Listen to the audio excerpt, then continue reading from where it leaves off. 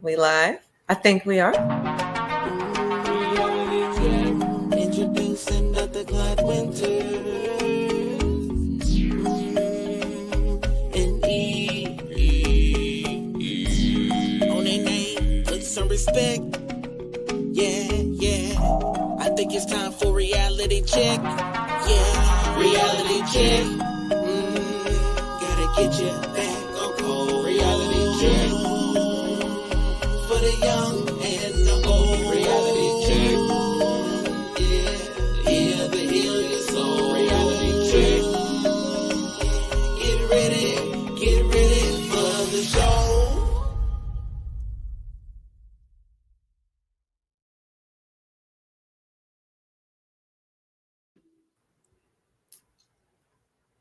I think that about does it, doesn't it?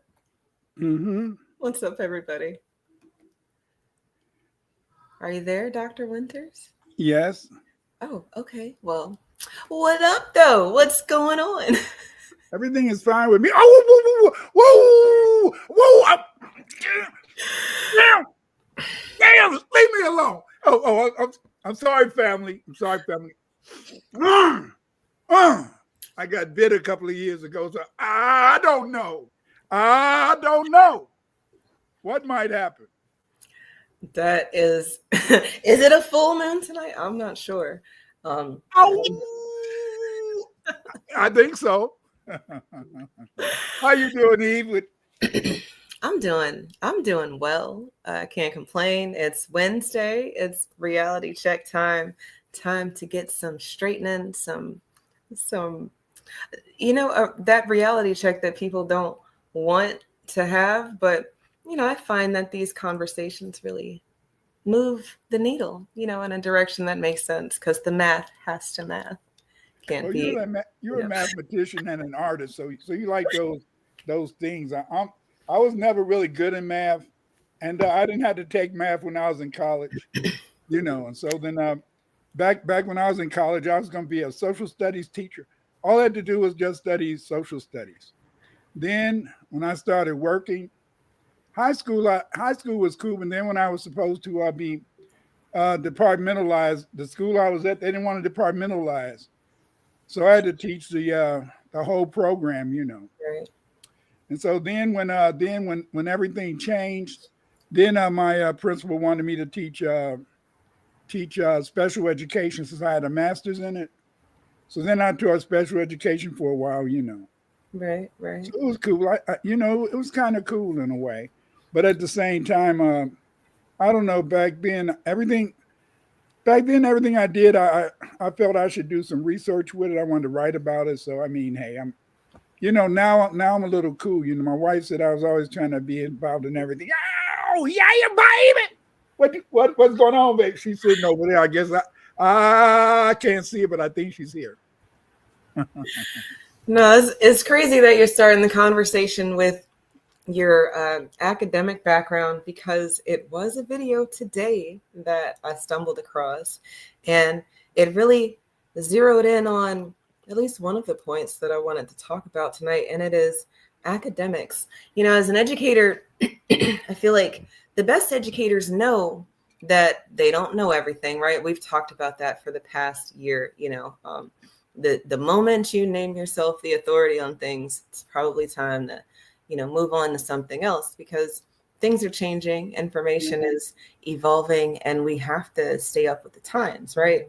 That doesn't mean you get stuck on stupid and, now say that there's 52 genders or 158 billion genders, or not keep up with the times to be politically correct as much as you should be aware of what's going on, what's happening, what works and what doesn't work. And I saw this video today, and one of the, I don't want to call him a pseudoscientist because I do believe he has academic credentials, a PhD, but he's old, and he's not as old as you, right? Age-wise, but in his information, they were talking about Afrocentricity and Afrocentrism, or I don't know, two words that sound the same, but they probably have some different meanings. And this scholar kept referencing things from like 1984, 1990,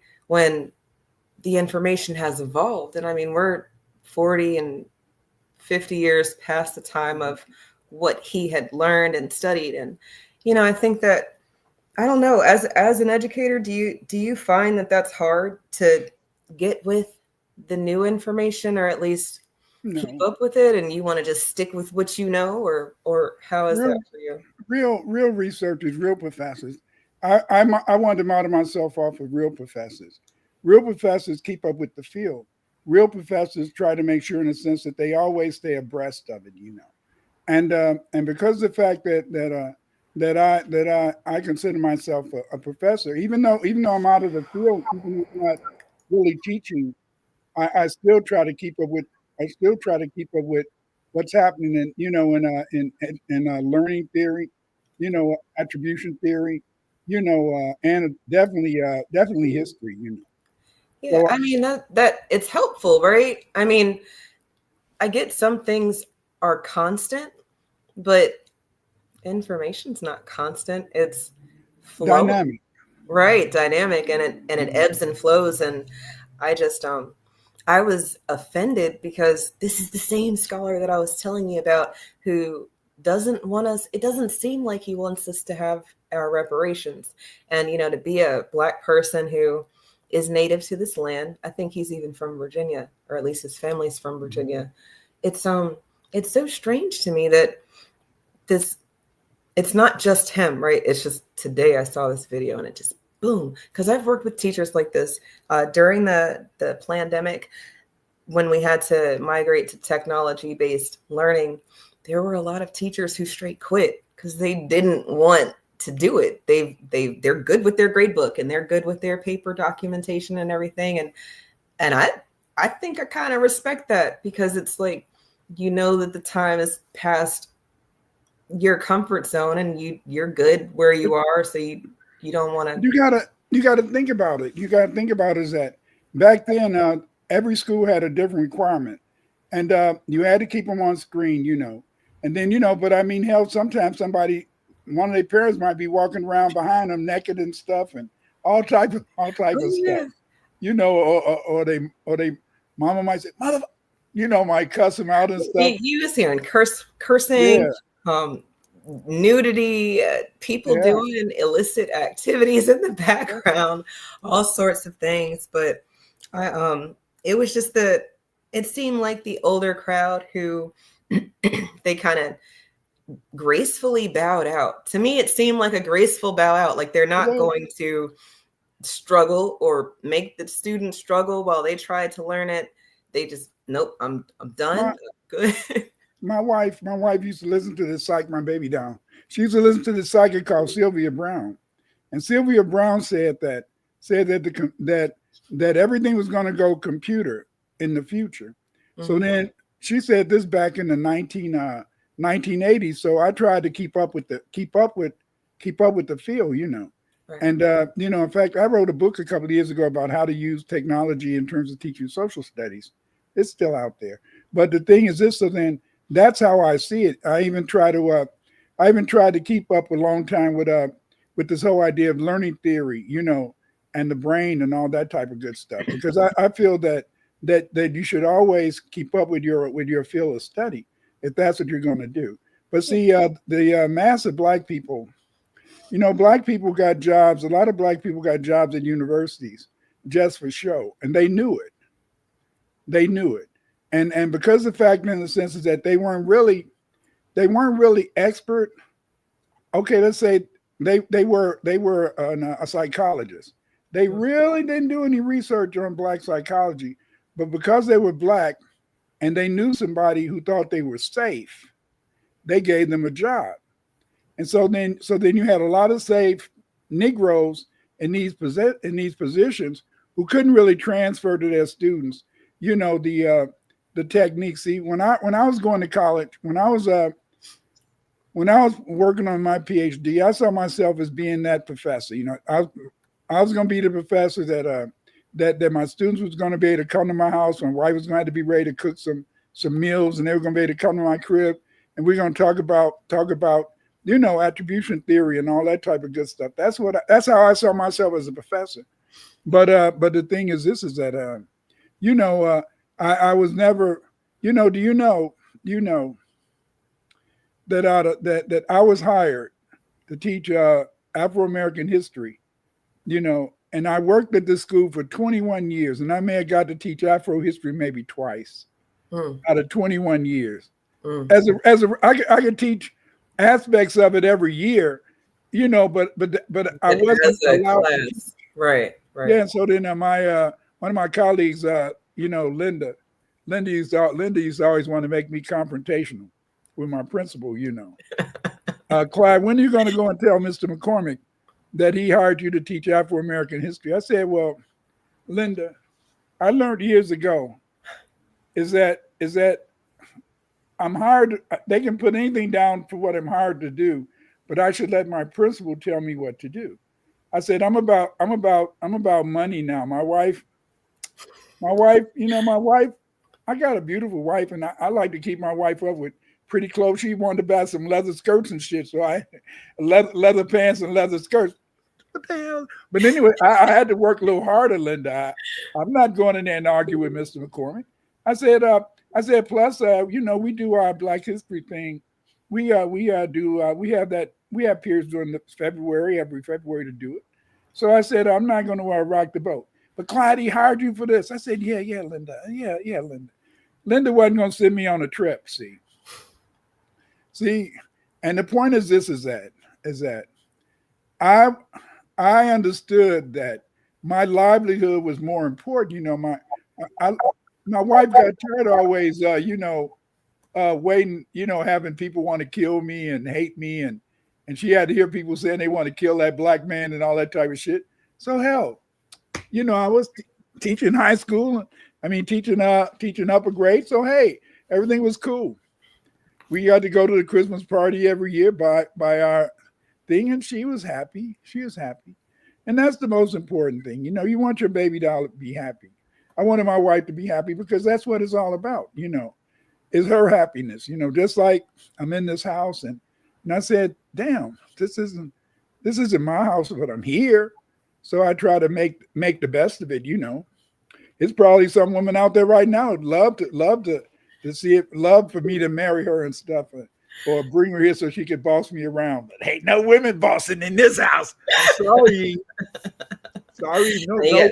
Books all over the bed. Oh, you got that right.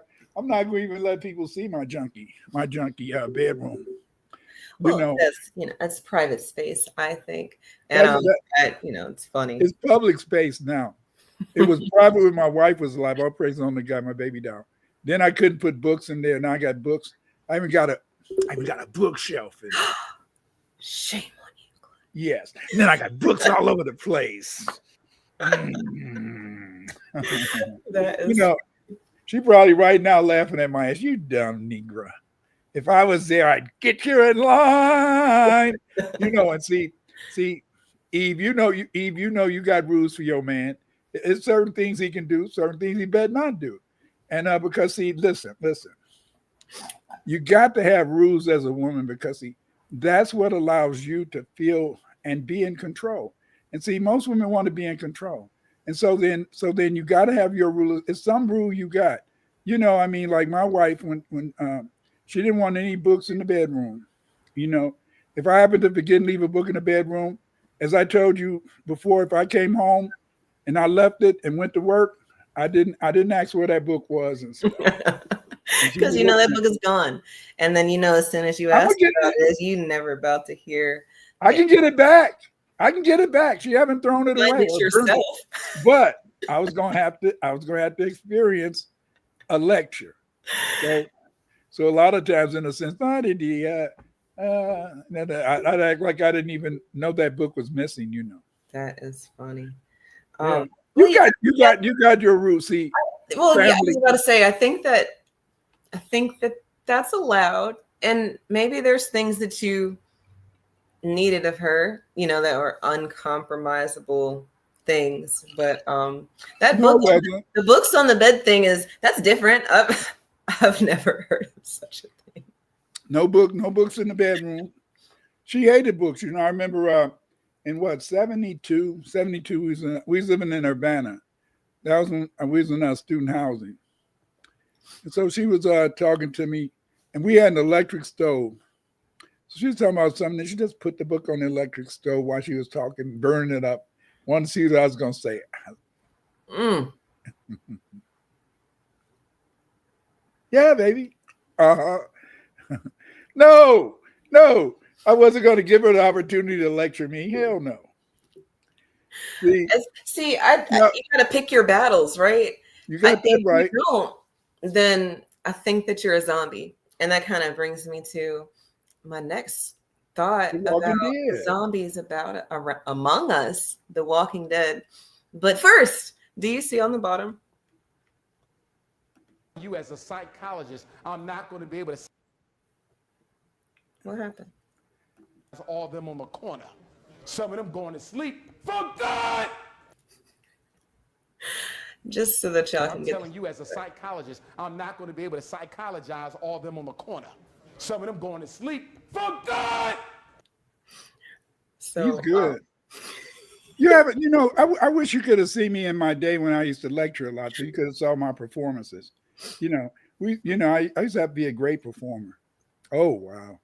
Well, that's for sure. That was a performance, but to me, as a professional, and damn, if you're not a damn psychologist, which is one of those extra special professionals, you know, dealing with the mind wherever it is, you know, to say that you can't help people and you want them to go to sleep for good. Did he really mean that? I don't know, but it's the Walking Dead for me, because we've got people who they don't want to see things. You know, maybe they're zoned in like this, so they're walking around like this. I've seen people run into things, walking, driving, on devices and off devices. I guess people trip over nothing a lot of times too. But that stunted academic aspect seems very zombie-like, because they're not going anywhere. They're just taking up space in the same space, right? But see, that's because the fact is that it's sad. It's sad, you know. It's sad that who was your mentor when you was in undergrad school? Who was your mentor? My mentor in undergrad? Yeah. What professors were your mentors? One of my art professors. Okay. You know, you were very lucky. Most Black people do not have any mentors when they go to university. They get a degree, you know, but a lot of times they don't have any professors that can be intimate with them. You were very lucky to have an intimate professor. I'm gonna tell you this though. My check this out. It's ironic. My professor that was my mentor taught me a lot. I mean, I loved her classes. I absolutely loved her classes. But when it came time to apply for grad school, I was going to go get my art therapy degree, right? I was going to go to med school. And I asked her for a letter of recommendation, and she's like, sure. And do you know, you don't know this because I'm going to tell you right now, but the med school program director called me after my interview to let me know, for future references, make sure that the people you're asking for references for or from are cool with you, like get out of here. And I'm like, wait a minute, what? So then he proceeds to tell me that everything was great. My scores are good. My portfolio was good. My interview was good. Everything was good, except this one little teeny tiny recommendation letter from my mentor, and it was bad. And I never understood why she wouldn't just tell me she didn't like me. Like, she didn't fuck with me. She didn't like me. She's not on my side. You know, it's just, this is all for show. And that might have been my first wolf in sheep's clothing real reality check. Like at 19, 20 years old. No, I think I applied to med school at 21. And the program director tells me, Eve, we didn't like her recommendation at all. I mean, really, if everything else wasn't exactly where it needed to be, you wouldn't even be getting this call. But we're going to put you on the waiting list, and you're the first one on the waiting list. And all you have to do is just wait until July to see who all is going to fall off. And then you are guaranteed to go to the school. And man, I was like, no, fuck that. And not that I told them fuck that, but I just thanked them for their time. And I got off the phone and I was like, what the? So I ended up not going to med school because I did not wait on the waiting list. I don't do waiting lists. In hindsight, maybe it wouldn't have been a bad idea, but I was just so hurt that my mentor had such bad things to say about me when, I mean, I had A's in all of her classes. I was one of the students at her house. Her and her husband are cooking meals for us. We're doing all of everything that you just said. I had that experience. And that lady didn't fuck with me at all. And I just She's a pretender. She's a pretender. She's a pretender. You know, my mentor was a white professor, but I didn't want his mentorship. You know, because I was Black Power. I was dumb as a rock. I was dumb as a rock. I was dumb as a rock. And I was dumb as a rock because I did not want to allow white people to help me. Because I felt in the senses that I felt my people would do the help, and I'm still waiting. And you think I'm lying? I'm serious. I don't think serious. you're lying. This is Black History Month. This is That's Black right. History Month. That's right. Do you know I have never been asked to speak during Black History Month? Out of all my research, out of everything, no, never asked to speak during Black History Month. I've given lectures at colleges and universities at other times of the year. Not during Black History. Never a Black History Month, and that was my main thing. You know, when I went to university when I was teaching at like I said, when I was teaching high school. When I was teaching at in high school, I taught Afro American history. You know, but then the guy who was teaching it before me, he got jealous. You know, because I knew my shit. I knew African and Afro American history. He was a pretender. I knew, because I studied it. I knew it. I studied it. I wrote it. You know, I was publishing articles. When I graduated in 73, I published 3 or 4 articles in magazines. And I used to write for Swahili language magazine. I was bad. Oh, shit. I was a bad neighbor. Original Pan-African on him. Oh yeah, because I used to write articles for this Swahili magazine and stuff. But the thing is this, that I was too, I don't know, was I too arrogant? I don't think I was arrogant. My wife said, "You're very arrogant. You're very arrogant." She said, "I don't know." She said, I'm just glad that I've been able to calm you down." I said, "What do you mean? You're a very arrogant person." I said, "I just know my shit." I said, "I played football. Eve, maybe you can understand. When you're an athlete, you know your worth. And you know it's always one-on-one. And I mean, it's nobody you're afraid to go up against, because that's just the way it is. I mean, I was 180 pounds in high school, 200 pounds in college, and I would go up against 240, 250 pound, 240. That's not a 300, but back then they might be 240, 250, you know, tackles. You know, give them that forearm, shove them to the side, bam. You know, yeah, I'm not gonna tell a lie. I'm ashamed of this. My coach, Valak, we were playing Michigan. And so I was a defensive end, and he said, "Clyde, get in there, take Ted's place." I said, "Ted's a tackle.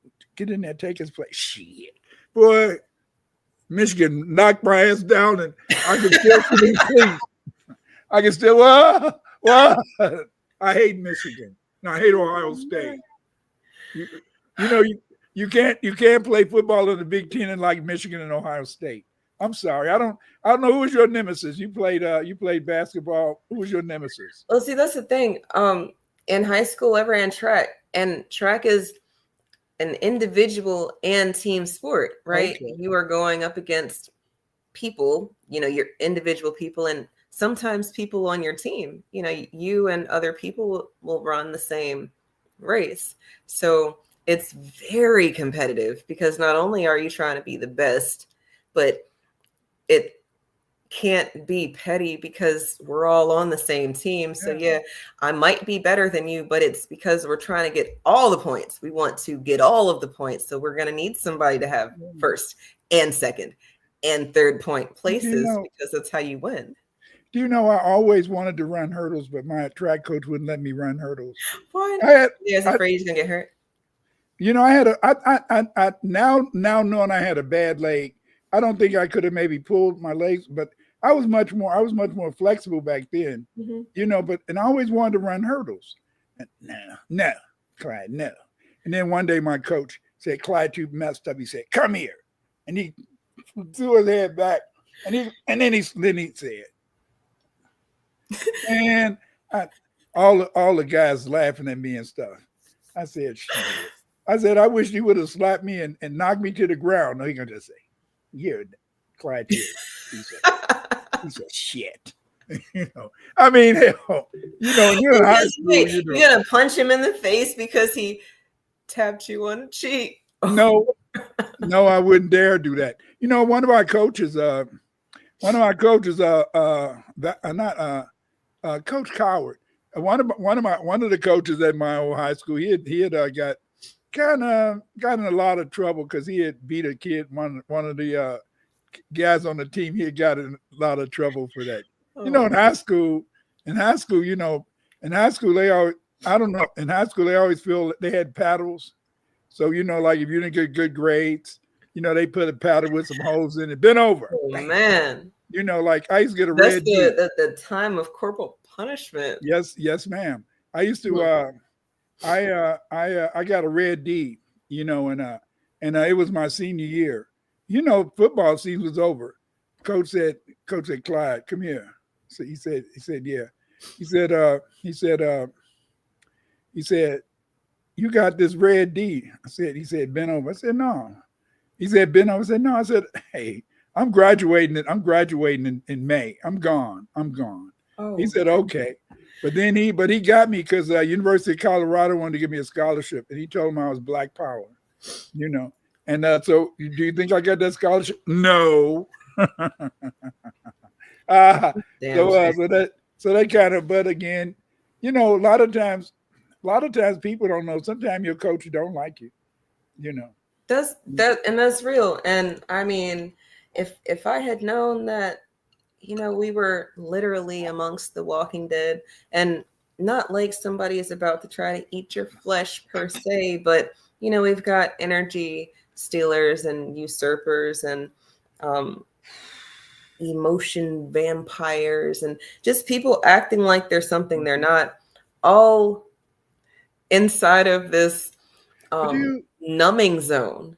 You're not supposed to feel. It doesn't hurt. You're already dead. I don't no, but but when I think back, most of the vampires, most of the emotional vampires, maybe because I didn't have to live around them, but most of them I experienced during college, from my fellow students, classmates, living in a dorm, when you're living in a dorm, things are kind of a little bit interesting. Intimate and close. Yeah, and then you can't go in, your room because you're they in there screwing and stuff, and so then Clyde, you can't come in today. Okay, and so then that kind of peeve you off, and so that was kind of a little bad and stuff. But other than that, because my roommate, we both went to the same high school, so we were kind of cool, so we got along pretty good, Crates in the chat, you talking about They Live. My good sister Taisha Essex, she did a spoof on They Live called They Evil. Y'all should check out her channel. I think it's still up there, but that's definitely how Oh, I love that movie. Finland, you put on the specs and now everything is clear. I love that movie. I've looked at it. That's one of the few movies I can look at over and over again. I love that movie. It's it's always going to be the art for me, right? Because it's a movie depicting real life years ago. And I mean, the lady your wife listened to, the psychic, or you said it was a psychic? Sylvia Brown. I mean, that's still entertainment purposes, right? But it's years we ago. thought it was. But how astute, how on point. I mean, I don't know if you can get any clearer other than saying, hey, I work at NASA and I saw it. And well, yeah, just stay tuned. And then it's so much. It's so much. But I try to back in the day, my grandson once, I did a video and he said, "You're not supposed to talk about that." I said, "Well, hell, it doesn't matter. Nobody believes what I'm old. See, when you're old uncle, they don't believe nothing you say. See, and so I said I could say it. They wouldn't believe it. They wouldn't believe half the things that I think I know, because see, it's everything is so complicated. Like I think about in the 1980s when these people used to be when these people started coming out saying that they had been pre-programmed and they were sent 20 years ahead. They were sent 20 years ahead to fight in the war against in outer space. Mm-hmm. And so I thought that was really comical, you see. But now we see we got a space command, we got a space command. Right now, after this show, I want you to go outside. Okay. And you're gonna see a light. You're gonna see a light in the west and the light in the east. And you check those out, you're gonna see them in the same place every night. And they're not stars, but you're gonna see them in the same place every night. Okay, but again, that's neither here nor there, because see, I used to love conspiracy theories. I used to love them. Well, until I start deleting pictures off the internet, and you can't dig down the rabbit hole anymore. No, because it's this link doesn't exist. Man, I jumped down a rabbit hole today because, well, I guess I'm jumping ahead of myself, but I'll allow it. It was Cat Williams in Phoenix a couple of years ago when he had his rant about the Mexican heckler. Did you hear that or see that when it happened? No, but go ahead. Well, basically, he was just like, if you love Mexico so much, how about you take carry ass? And the guy was all like, well, this used to be Mexico. And he's like, well, if Mexico loved it so much, why didn't they fight harder? And I am just like, whoa. But I could not find that video after the first time I watched it. And then it's all these links of Cat Williams, Mexican rant, but then no video, no clip, no video, no clip. And I don't know, I was probably 5 pages into my search before I found the video I was already watching. And I'm like, why don't they want people to see this? Oh, because there's illegals in California right now protesting, waving their Mexican flag in America. Like, it's crazy, isn't it? Crazy. It's crazy. If you love your country so much, take your ass back home. That's absolutely right. Just like here in Chicago, when it's a Mexican Independence Day, all these Mexicans get in their car and go downtown and then they have a race, have a race and stuff. Then they have their Mexican flags, right? And everything is copacetic. They didn't do it this year, but anyway. Right. I remember. And then I saw on TikTok they were people were saying that the caravans are coming, but then the people in the caravans were recording, Blair Witch Project style, and it's not as lit as we thought it would be. And it's like, no, it's not. It's not as lit as you thought it would be. But look, do you see Do you see on the thing on the bottom? Crates, I'm so glad you brought this up because I wanted to definitely share this, especially, for Black History Month, supporting Black businesses and Black channels. But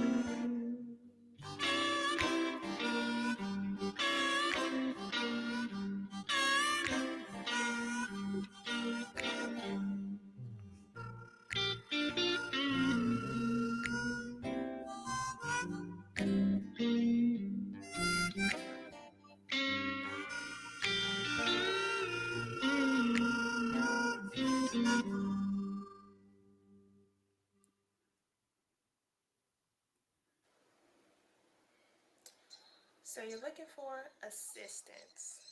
I attended this university for 4 years and I have not been able to find employment in my degree field. And come to find Uh-oh. out, I have no real skills. What's going on with your hair? Okay. Best I can do is give you this. Maybe your resume is not up to par. Bring you back a resume. Come back with a resume, and there may be something we can do. And do something with that hair.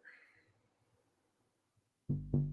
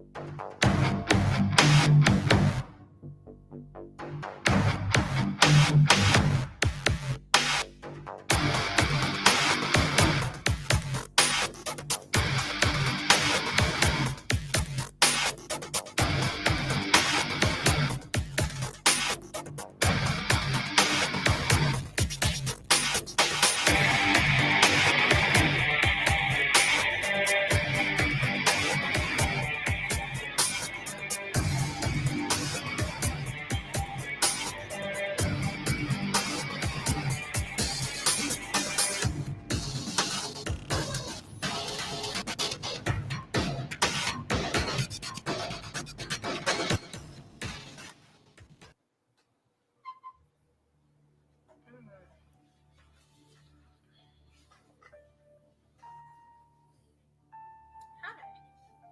Tell me, what's with the glasses? They give me perfect vision. You can see clearly, huh? I have your resume, and this is what I think of your resume.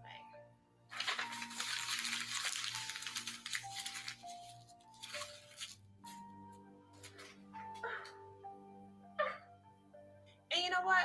You're ugly. You're real freaking ugly. You're an ugly person. We have one that can see.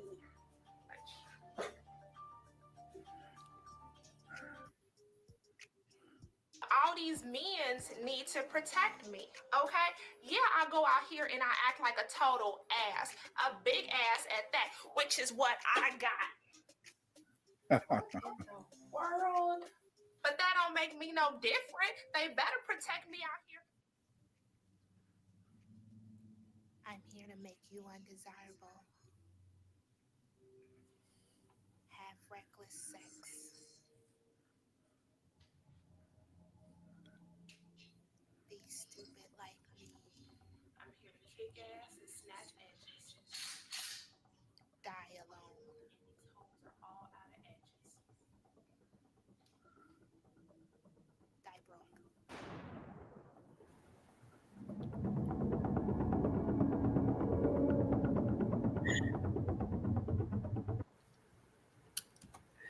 So I thought you'd Love it, love it, love it. You know, your partner. She is very for somebody who went to the military for a while. She is very creative. She is oh so yes. she's Oh very creative.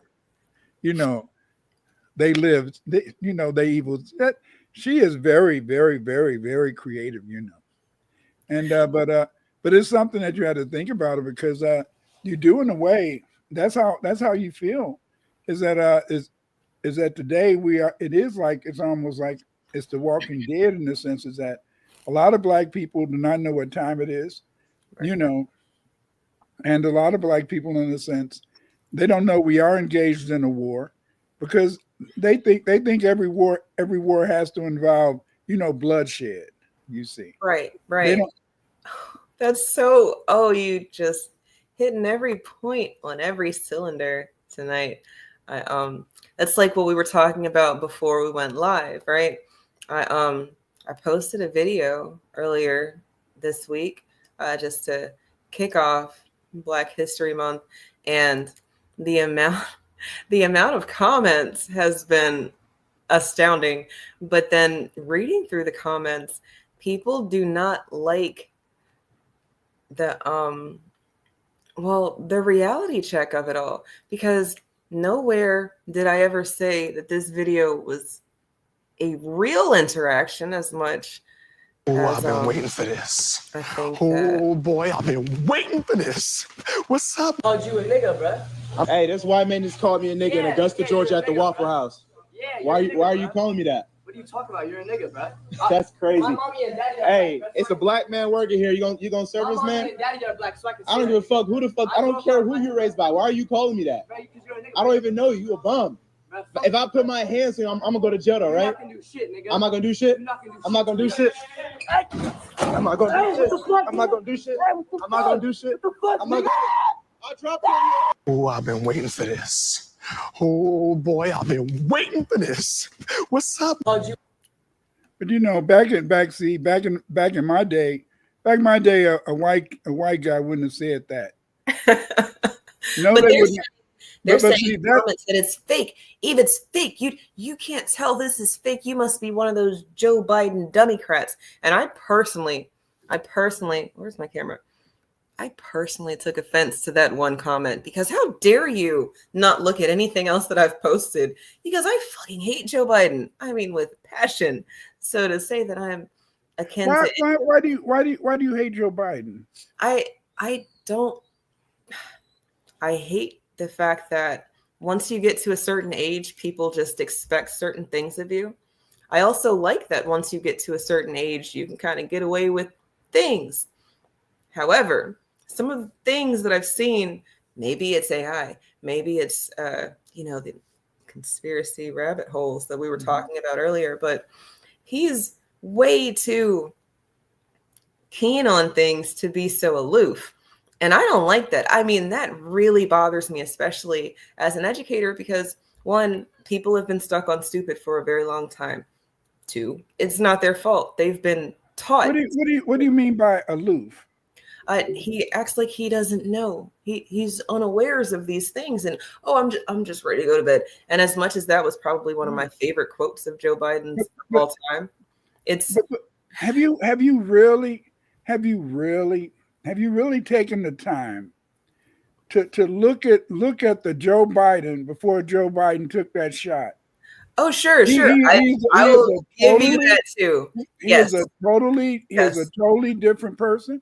That shot when he took the cure. After that, his mind has been floaty. His mind has been floaty. I will give you that for sure. He's still mean. He still got his meanness. He still has that mean streak, but he doesn't have that slickness. He doesn't know how to play his role. Back in the day, he could smile at you. I'm going to help you, black people. We're in this together. You remember what he said on that program, you see. But now he can't do that, because once he got that shot, remember when he sat down during the pandemic and he took the shot, it was over for him. It was over for him because, see, no matter what people say, no matter what people tell you, over in England, they're paying, the government is paying people under the cover who've been injured by the shot, the cure. I think I have seen some suits, but you can't. They haven't been able to say that it's specifically. You can't sue. You can't see, that's the whole point. You can't sue the pharmaceuticals, right? Because the pharmaceuticals will not. But see, in England, what they're doing is that they're suing under the cover of the state, and so then the state is paying out money, but they don't want to let a lot of people know that they're paying for the injuries caused by the people who took the so-called cure. See, right? Because the thing is that it caused a lot of damage to a lot of people in England. So a lot of people in England are suing the government, and the government is paying them money. From what I saw, but it's undercover. It's undercover. I mean, get it how you get it, because all of that was wrong. I mean, Barack Obama acting like he was drinking the water from Flint. That was enough for me. But with Joe, while part of me wants to say that it was a placebo that he took, I guess I could kind of see what you're saying. I think he took the real deal Holyfield. Yeah, and that's unfortunate, because they do have their sacrificial lambs. Sometimes I don't think he didn't. I don't think he really knew. That's what I'm saying. He wouldn't have. He took the position that he said he never wanted. He said he didn't want to be the president. And maybe he just didn't want to be the president with, Kamala as his running mate. Who knows? But then he's there, and well, I don't know. The presidency does age you. I don't think I've seen a president come out not looking haggard, except Trump. I don't think Trump looked extremely different after his first 4 years, and then going back into it, just the fact that he's older, he looks different, but he didn't. No, it didn't, did he? That's because he probably didn't. He's a loser. Remember, he's a loser. He's had a lot of. He's been known for having a lot of businesses that fail. So he has that upbeat attitude. Most of the people who become presidents are people who have a track record of successes.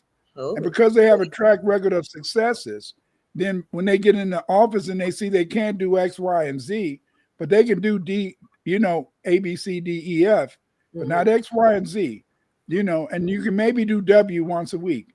And so when they start to see the limitations, then a lot of times that makes them get gray hair and makes them, in a sense, become frustrated.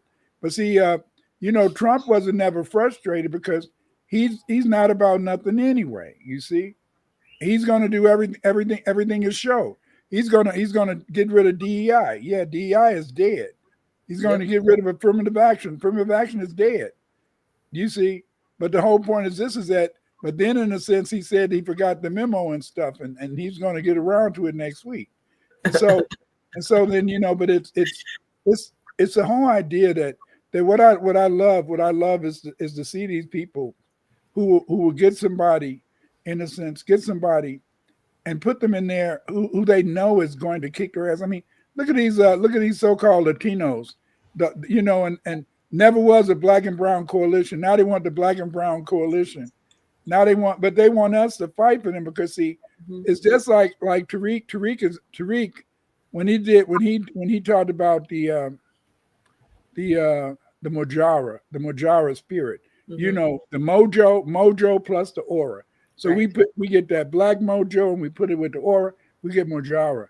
And so because the fact in a sense is that black people have this Mojara spirit, this ability to fight, but at the same time, in a sense, to unify. See, we're the most unified people. You break that down a little bit? Yes. Okay, we're the most unified people in the sense that we're supposed to be so disunified, but you fuck with us and you make us mad, we come together to fight, you see. And so then that's why I said we're the most unified. Oh yes, we do fight, we protest, we get out there. Think about that. That is when I think about when I was young, and my kids they say, well, stop it. But when I was young, me and my wife, we didn't care about dying. We didn't care about dying. Do you know that is so stupid, but we didn't care about dying. Do you know that's the most terrible thing that you can do, because when somebody doesn't care about dying, you can't stop them. You see? Then why is it stupid? I mean, Why, here why, you are at your very big age. You didn't go. but why is it stupid? Because the fact is, this is that now in a sense you may want to have children one day, but you're dead. But you're not, and look at how many you ended up having. Yeah, but that's because of the fact that I used to believe in feasibility. Feasibility, that's in Arabic, that means I believe that I was in the service of God. Feasibility. And since I believed I was in the service of God, because see, earlier on, my auntie made a mistake. She gave me a Bible, and that was the biggest mistake that a black person can give to a black person who reads and likes to read. Because see, they had told me when I was growing up, I don't know what they teach y'all, but when I was growing up, they taught you that if you read the Bible, you would go crazy. And so then I think that was so the preachers could have control over that genre. He could have control over it, and and I was already playing football, so I understand. John 21, Ezekiel 45, hi. So already knew my plays and stuff. Right. Okay, Clyde, 45 run to the 400. That means you're gonna run the sweep. Run the short pass. Turn the hook.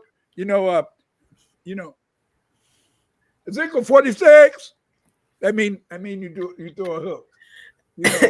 Back and get to that hook pass, baby. Ow! So I knew what to do, because they were speaking my language up there, bro. Preacher up there with Ezekiel hand down, and he said a 45-55. Oh, he said it was a mighty thing. But you got to keep your eyes on the touchdown. Yes, sir. Yeah, the touchdown. That's the cross, baby. Give me the cross. So I can carry that burden, baby. But now my auntie, she made a mistake. You should never give a 10-year-old the Bible that like to read. Because if I wouldn't have never read the Bible, I would have been the most happiest Negro in Chicago. But I read the Bible. And then the Bible was talking about, I read about Adam and Eve. Mm-hmm. And I read about Cain. At the Cain and Abel had to fight. And he said, if y'all gonna drive me away, I might get killed. Why did I have to read that shit? If they were the only people on earth, why was he afraid he was gonna get killed? Why did my auntie give me a Bible? I didn't want to hear that shit, because when I read that, I had to start to think, if he was afraid, then Adam and Eve weren't the only people around. Because what is he afraid of? Is it dinosaurs? Are we going there? That's right. It wasn't no dinosaur. He's supposed to be the only people on earth, but no, he was scared. See, and so then that made me had to say, damn. So you mean it was people here? You mean that in Adam and Eve time there was other people around? What the hell is this? You're ruining my world. Don't make a young Negro think. I mean, that's what they're saying in general, that we don't like, if you want to hide something from the Negras, put it in a book. And I hate that, because I don't think that I was a nerd or a geek, but I mean, if you were to put down my credentials on paper, maybe I was.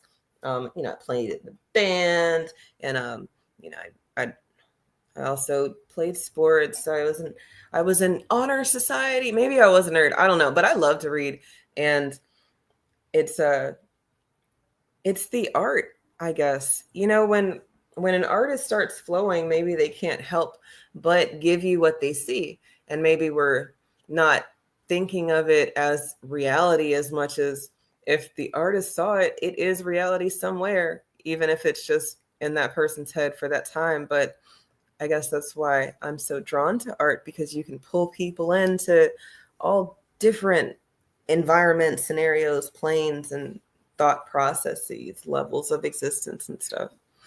It almost make you godlike, huh? Maybe it could make you. Well, see, with that though, I would say, what was it? It was the song by Mary Mary. I like it. It's the God in me. I really like that Yeah. song. And then, but then some people, they start walking around calling themselves God, and I didn't like that. So I'm like, where am I having a disconnect? And I think it's just You had a go ahead. you had a disconnect. You had a disconnect because you said there was an entity inside of you, but you didn't, in a sense, you didn't say that you were a demigod. And see, that's the whole problem, is that so many people, they began to think they're demagogues. That's why, if you notice, look at I like to look at Reverend at these white reverends. At first they be real cool. Then they get a revelation. And then when they get the revelation, they feel, oh, I can screw all the women in the damn church. Then after a while, they say, oh, I'm so close to God, I can start having sex with the children too. So I can have the women in the church and the children. And hey, I can even have the sex with the men. Do you see what I'm saying? Yeah. Is that they become so conceited. They become so full of themselves, in the sense that they don't establish limits. I early found out when I was growing up, is that and my kids, I told them, I said you have to understand is that when the Bible talks about the apple, and even when the Bible talks about not eating pork and all these other things, I said those are just symbolisms. That's for discipline. Right. An apple isn't going to kill you, right? But you were told not to do it. And so then if you did it, that means, in a sense, is that you lost the trust in your deity. You lost the trust in your God. So see, that's what it's all about, discipline. I remember my wife used to say, Clyde, you're so very disciplined. I was very disciplined. I stayed about between 180, maybe up to 210, 215. Then I said, fuck it, I want some cake. Give me some damn cake. Shit. My wife said, Clyde, because she was exercising. She was like you. I saw you exercising all that. Clyde, how many sit-ups can you do? Fuck you. How many pull-ups can you do, Clyde? Fuck you. Clyde, when you was in college, you used to let me dance on your stomach. I said I had to keep it built up, because when those tackles hit that mother, she said, this is what she really said too. You used to want me to dance on your stomach and stuff and just stomp on it. I said, yeah, well, you stomp on it now, baby. Yeah. Yeah, it's not strong anymore. but that's the thing. Just like I was telling my grandson the other day. I said, do you know what? I said, I knew I was old when I couldn't pick your grandmother up. He said, well, that's silly. You old. I said, I didn't know it until I tried to pick her ass up and I couldn't pick her up. She was only 180 pounds and I couldn't pick her up. She was down to 130 then. I couldn't pick her up. Shit. Come here, baby. Let me pick you up. Wait a minute. Get on the other side. Let me see. Wait a minute. I can. Well, I can just hold you up. That is funny. It ain't going over my head. She ain't going over my head anymore. What happened? What happened, Eve? Look, parents go through this, but what you get is the cop out, or the out, however you want to go, that they're getting too big, right? Your little midget wants you to, up. And you're all like, oh yeah, and then oh, are you getting too big to be carried around all the time? And then you start hearing things like that. Ray so far said the Winters household sounds like it was a very funny place to be. It was. My wife and she was joking. We was always joking. She used to like to. They used to love to have these little contests about remembering jingles from things. But I mean, a good mom. I know even you, Eve. You probably do little things with your kids that keep everybody laughing, everybody on point. Because see, that's why it's kind of sad. That's why it's kind of sad, I believe, if you don't have a wife. I'm not against nobody that don't have a wife, but if you don't have a wife who loves her children, I think it's kind of bad, because a woman who loves her children, that house is not going to be a house full of just doom and gloom. You see, because she gonna do something to keep that shit lit up. That's funny because our house is loud. When people call during the day and everybody's home, it's loud, and I like it. I don't like excessive noise, but when they're quiet, it's like, and this is when they're little. Once you start being able to get into things and they're quiet, then it's like, oh shit, did I put the laundry detergent cap back on it? Did I put all the cleaning supplies? You have to start thinking about things. Our minis like to, they're very independent. They make a mess, they're going to go get the cleaning supply and the rag and then try to clean it up themselves. They might spray themselves in the face with Lysol in the process because they don't want to ask for help, because it's like, oh no, I got it. I was telling my grandson today. Was it today? Yeah, when I was taking him to work, and I said, back in the day, I knew to cry when my babies were hungry. I knew to cry when they were in pain.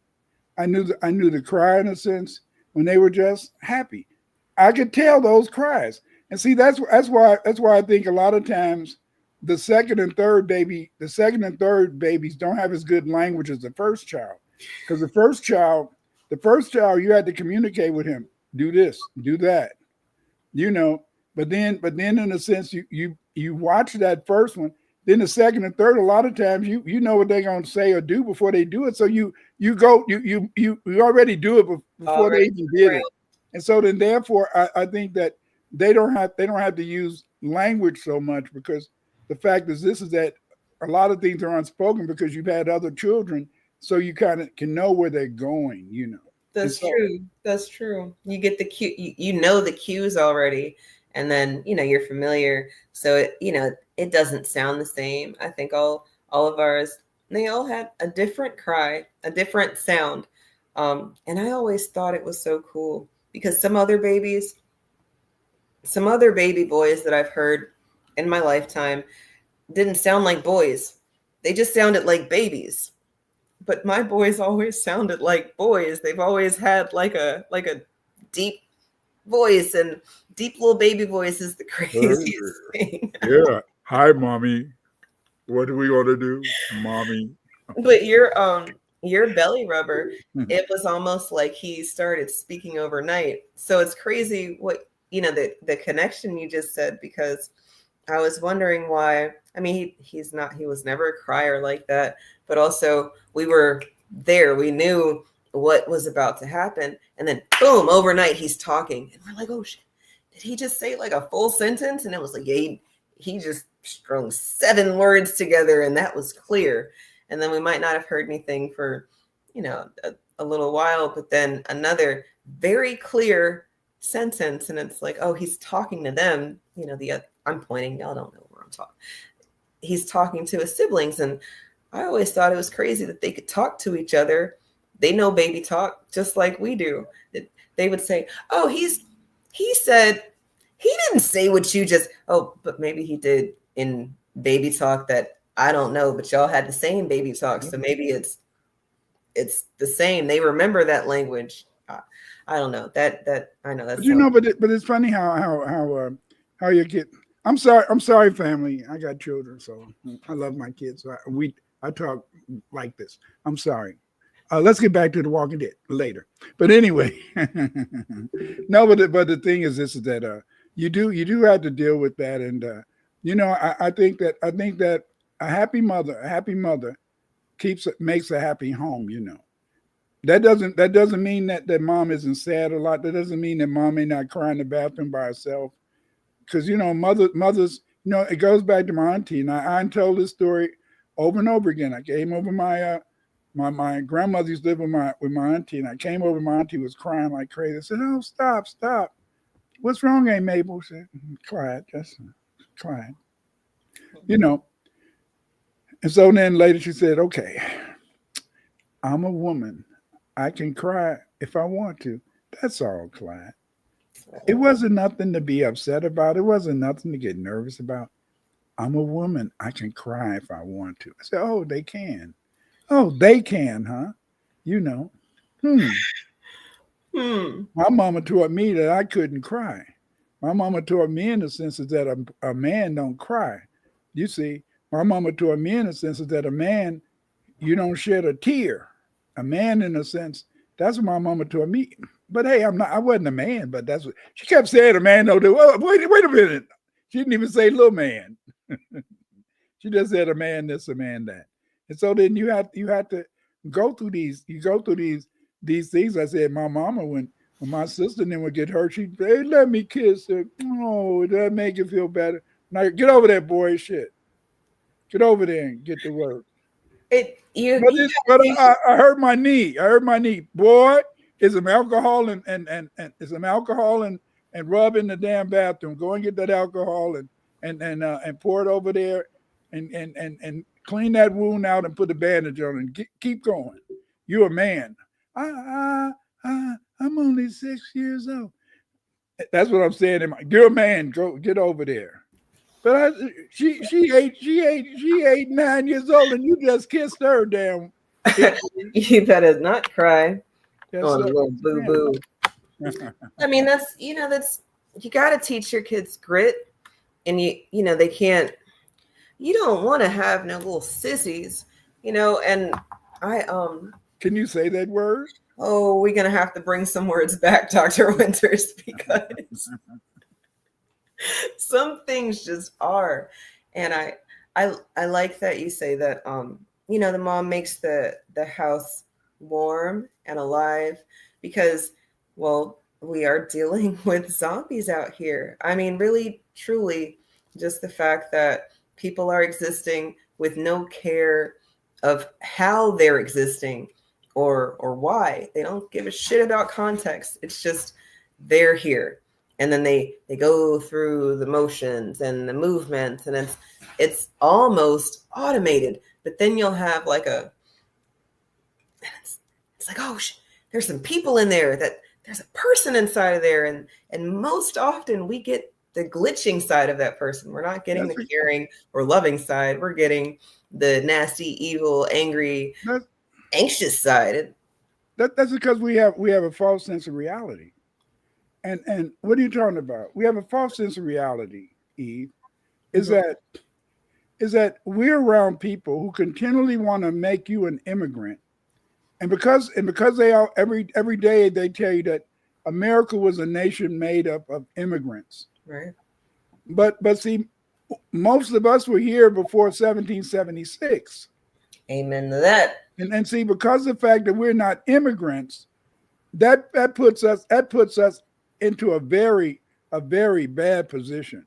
And because that puts us in a bad position, that's why we're in trouble today. Mm-hmm. For being an immigrant, blacks are the only non-immigrant. 2, all of them are classified as whites.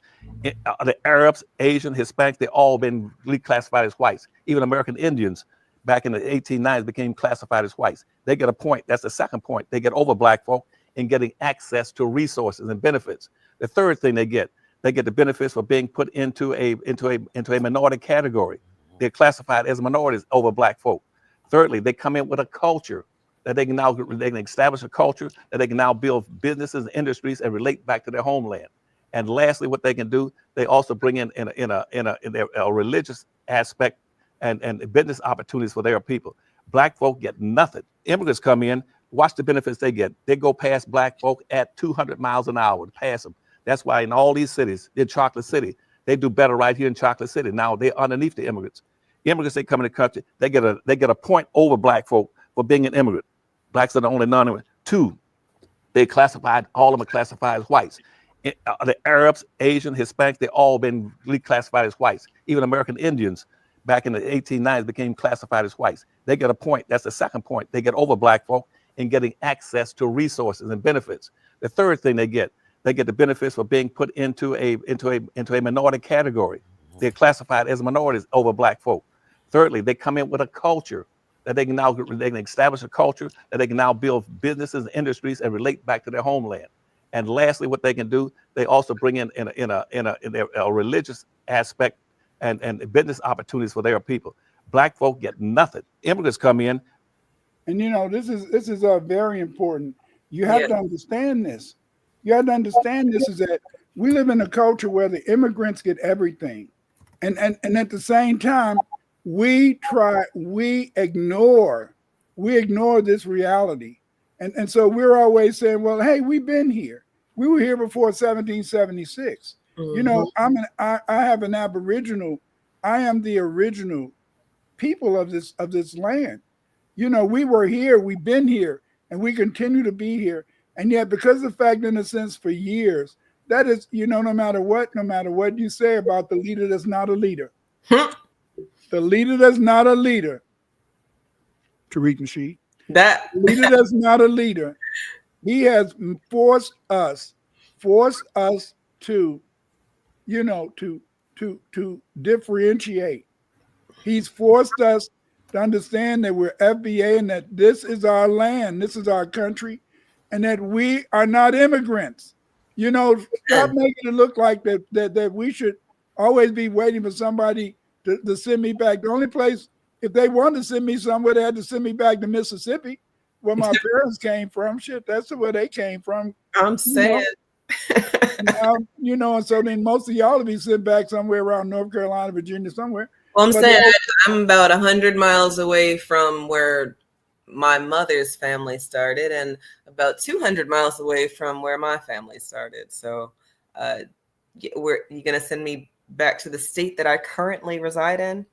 I mean, I probably have more land in the area that you put me back on. I think that would actually, I kind of like it. How about you put us all back? Put us all the fuck back to the lands that you stole us from, specifically, and give us our land back too. That part. Give us the land back, and give us the rent. Pay us the rent that you owe us for stealing our land and using it for whatever purpose you used it for. And I'll be okay. Hey, I'll be okay. That. Look, do you see on the bottom? B1, Doc, we are not immigrants. That's right, CRU. That's right. We're not immigrants. Fear has spread across Navajo communities after the Navajo Nation confirmed over a dozen people were detained or questioned by ICE. Now they're asking people to prepare and protect themselves if they are questioned by immigration. He goes, I don't know what they would have did, but a lot of them were really technically scared. They're like, we got to watch our backs because they didn't, with all of this going on. But State Senator Teresa Hattathlai, whose district covers all of the Navajo Nation, shared this week she's received a report of a woman who says she was lined up beside a white van with 7 other Navajo people for 2 hours and questioned by ICE. Reva Stewart is the founder of Turtle Island Women Warriors, which helps unhouse Native Americans. She says since they've heard about the incidents with ICE, they've shifted gears to educating local homeless groups. I was really worried. I really was. It was not sitting right with me. Stewart says having proper identification is key, but that can be extremely difficult for the unhoused population. We are doing our best to educate our unsheltered because a lot of them were kicked out of these homes without a photo ID or without any kind of identification. Stewart says they have their boots on the ground, and she's seen at least 5 incidents of ICE agents asking homeless people for their identification. The 25th Navajo Nation Council says ICE has not recognized certification of Indian blood on multiple occasions as proof of citizenship. Now they're calling on Navajo President Boone Nygren to step in and create a better records and tracking system. Hector Begay, who works with Stewart, says he's also seen ICE in action and says there needs to be action from tribal leaders. Within the organizations need to really put down on paper, implement those protocols. Okay, we're just gonna have to stop it on Hector Begay because that looks like a whole goddamn Mexican to me. I'm sorry. And not only that, they supposed to be the damn Aboriginal. You're a damn liar. You're not the damn Aboriginal. We're the Aboriginals. And so then that's why in a sense, you know, they get away with pretending that they're the Aboriginals. They get away with, you know, they said, hey, you know, this is, I'm gonna tell you what the white man did. As soon as he declared, see what he did is that a lot of the Aboriginal black people, what they did is that they were not recognized as American citizens. Okay. Although the black Aboriginal people were not recognized as American citizens, they had to pay their taxes. And the only way they could pay their taxes was by what? Selling their land. Oh. And so then after a while, what happened? So after a while, what happened in a sense is that they had sold their land to pay the taxes. And so they didn't have any land no land. And then they said, oh, you don't look like a red Indian to me. You se habla español. You don't even speak Espanol. You can't be an Aboriginal. I can speak Choctaw, Chata. Se habla español. You're not a damn Aboriginal. Get that nigger out of here. Get him out of here. See, that's what they did. I mean, from that, and then, you know, the $5 Indian roll that had, I mean, the president of the Navajo community tribe, I don't know what they said. The Navajo guy that we saw before Hector, he looked more white than Hector did. And I just can't with some people because it's like they want us to forget all of the science that we've learned or the math that was accurate and replace it with funny math. As an educator, did you ever teach math classes? I had to teach them.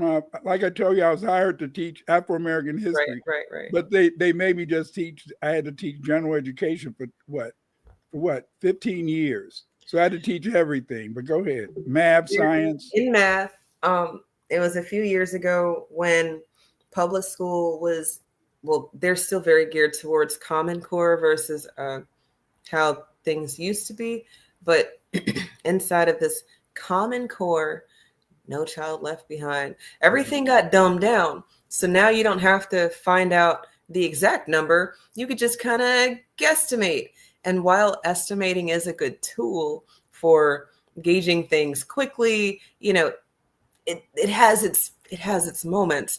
You do want to have accuracy, right? You don't want to guesstimate that the plane ticket to freedom is $1,000 and then bring $1,000 and you find out it's $10,000. There's this one illegal who was crying, Venezuelan illegal. She was crying all sorts of Spanish tears about how her parents had to take out a loan for $26,000 and she's going back empty-handed and she just feels so bad that she's not going to be able to give her parents anything. And I'm like, I thought y'all was supposed to be fleeing wars and crime and you're mad that your parents are defaulting on a $26,000 loan. How un-American of you. No, it's just things make sense. But then you said the original kicking us out of the things that were ours. And now these. Because the European always played. He played with us. He played with us. Okay, you're not. You're Aboriginal, right? You're Choctaw. Me Choctaw. You Choctaw. Oh, okay, you Choctaw. Then you got your own nation, right? Yes, me got own nation. Okay, but okay, so you got your own nation though. Now, since you got your own nation, you know what? You can't vote or nothing. No, you can't vote because you're not of an American nationality. You understand that? Me don't want to vote for Paleface. Okay, you don't want to vote for Paleface, so you can't vote. But I'm sorry to tell you this: is that everybody pay taxes. Why me pay taxes? Me not. Me got me belong Choctaw Nation.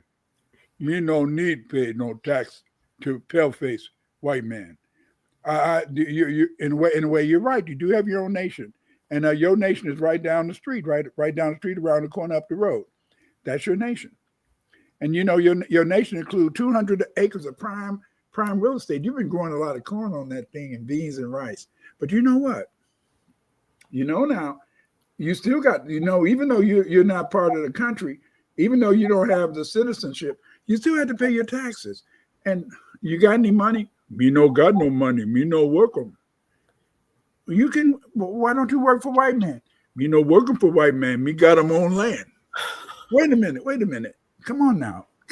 Come here. Listen. Choctaw. You Choctaw, right? You Choctaw. You got your own land, right? Me got on land. Me got on nation. Me got on talk. You want me to talk Choctaw? No, don't talk no Choctaw. But I'm gonna tell you this: your land is right down the street, around the corner, around the way, up the street, and up the road, right? Yes. Me got them 300 acres. Well, this is it. You're not part of the nation, but you got to pay your taxes. So we want 10 acres. What? You want them 10 acres? Why? You got to pay your taxes. But me no nation. Me not my part of the nation. You say me not a citizen. No, you're not a citizen. But you still, you're still in the damn township. And because you're in the county, you still got to pay your taxes. Oh, yes. Me understand. Me pay them taxes. Okay. Me pay them taxes. Paleface. Me get them done. And then before you know it, they ain't got no damn land. And the next thing you know, they say, then the next thing you know, Paleface come and say, hey there, Choctaw. Yes, me, Choctaw. Well, you know what, Choctaw? You look like a nigga to me. Me no nigga, what you talking about? Me Choctaw. White man say, you wasn't talking like that before. Me talking like an Indian when you were talking to Indian. Now I'm talking to you like a nigga, me fucking you up. Oh my God. Oh, that's what happened. That's so, man, I just felt like that was something that actually happened. I mean, I know a lot of that's this. How they took the land here. But that's how they took the land. It's the trickery, because to me, I posted about this on Facebook a couple of years ago, and it was about how everybody else is on code because you can ask them one thing and you'll get one answer. You ask us one thing and you'll get 58 billion different answers. And not only does it confuse me that we can have so many answers and still think that we're only 14% of the population, but do you niggas not want to win? Because really, it's so simple. I'm not saying that we have to all agree on everything. Shout out to the newly transitioned ancestor, Mr. Neely Fuller, because the code, I've talked to you about this. It's too many people talking about this code, and they ain't bust a grape in a fruit fight. They've not opened the book. They've never read anything that he's written. Maybe they heard him on a YouTube one time. Maybe the leader, not a leader, mentioning him was enough for them, because I get that. We don't have time. I get that. However, if you did take the time to open up the man's book, you would see that a lot of the things that we feel like need to be very on point with, it doesn't have to be like that. We're already in groups. You got your Baptists and your Catholics and your Muslims and your Christians and your Buddhists and your atheists. all sorts of different groups. You've got your academics, and you've got your street people, you've got different gangs, you've got different fraternities and sororities, your favorite football team, Democrat, Republican. We're already in groups. We don't need to be in any more groups. We need the groups to make the one decision that we're not taking this anymore. Because the same way that the other people in them other populations, they say, I'm white and I said so. And then it's just, it is what it is. There is no way on the planet that you're moving me off my land and telling me I have to pay taxes on my land without weapons. And I get it. Y'all are going to say, well, Eve, they did have weapons and they had those muskets. It would have had to have been muskets at the time, right? Like, I don't No, know. they had Colt 45s. And they had Winchester rifles. But the whole point is this is that the European has always suckered us because he's always allowed us to talk ourselves into shit. Remember what Choctaw Brother said. Choctaw Brother said, "Me got 'em nation. Me got 'em nation. Me Choctaw." And then he said, "Okay, so that's your nation, right?" "Yes, that's my nation." Your nation's right there, right? That's right. You got your nation. But then he said, "But you had to remember, you're in our county. You're in the county. You had to pay the taxes. Me, good citizen. Me pay them taxes until they took all the damn land. Nigga, what? What? See, they, you know, it's just like when I was growing up. When I was growing up, you know, I had a nice mouth, so I could talk that ish, you know. And so when they don't take this as offensive, you see. But the white man, when he was talking to the Indian, he thought he was talking to a bitch. In other words, in the sense, he felt that he could lie, and you would have to do it because he played on you. Look at all the land that black people had at the end, in the sense of slavery. How much land they had, right. And yet they slowly took it back. And the way they took it back is because the fact is that it's the one thing that we really lack, and the only thing that really gave us a good civil rights movement. We lack a dedicated, consistent group of lawyers to fight. See, the American Constitution. The American Constitution is the most beautiful document on earth. It's even better than the Bible. But the thing is that it is a law. All laws can be changed. All laws can be misconstrued, and all laws, in a sense, can be interpreted in different ways. You see, and because the fact is that we've never had a dedicated group of lawyers, except during the period, you know, during the civil rights movement, we had some lawyers who were consistently trying to get things done. They built it up. They went to court. They did this law, changed that law, and then until they got it. But the only problem was that once we got the Civil Rights Act of 1963 or 64, whatever it was, once we got the Civil Rights Act, everybody thought it was over because, see, they didn't know their history. What are you talking about? What I'm talking about is that American history is like a rubber band. It'll pull and it'll stretch, but it always contracts. And because the fact, in the sense, is that our leaders didn't understand that they were just playing with you. They were just playing with you. You had to. That's why they still have to always renew the Voting Rights Act. If you got a Voting Rights Act, how can they weaken it? How can they change it? But see, that's the way the legal system. That's where the lawyers are. But see, if we got all these damn millionaires, we got more millionaires in this country than African millionaires. More millionaires just in Atlanta. There's more millionaires in Atlanta than in all of Africa, you see? And yet we don't have the millionaires who can support a think tank or can support, in a sense, a think tank that will bring policies that are for us. See, I decided, and you're going to see in a few weeks, I'm going to start making videos from the Clyde Winters think tank. And I'm going to start putting these videos out on various subjects. Because, see, the thing is, this is that we don't have a think tank because people don't want to invest the money, you see? And so then that's why when you're talking about policy, when you're talking about trying to get things done, what should be our education policy? You know, they're trying to diminish our educational content. What are the three things that every Black child should know about their history? That I might get them out of order, but just because you're light bright does not mean that your ancestors was kind of white. Right, number one.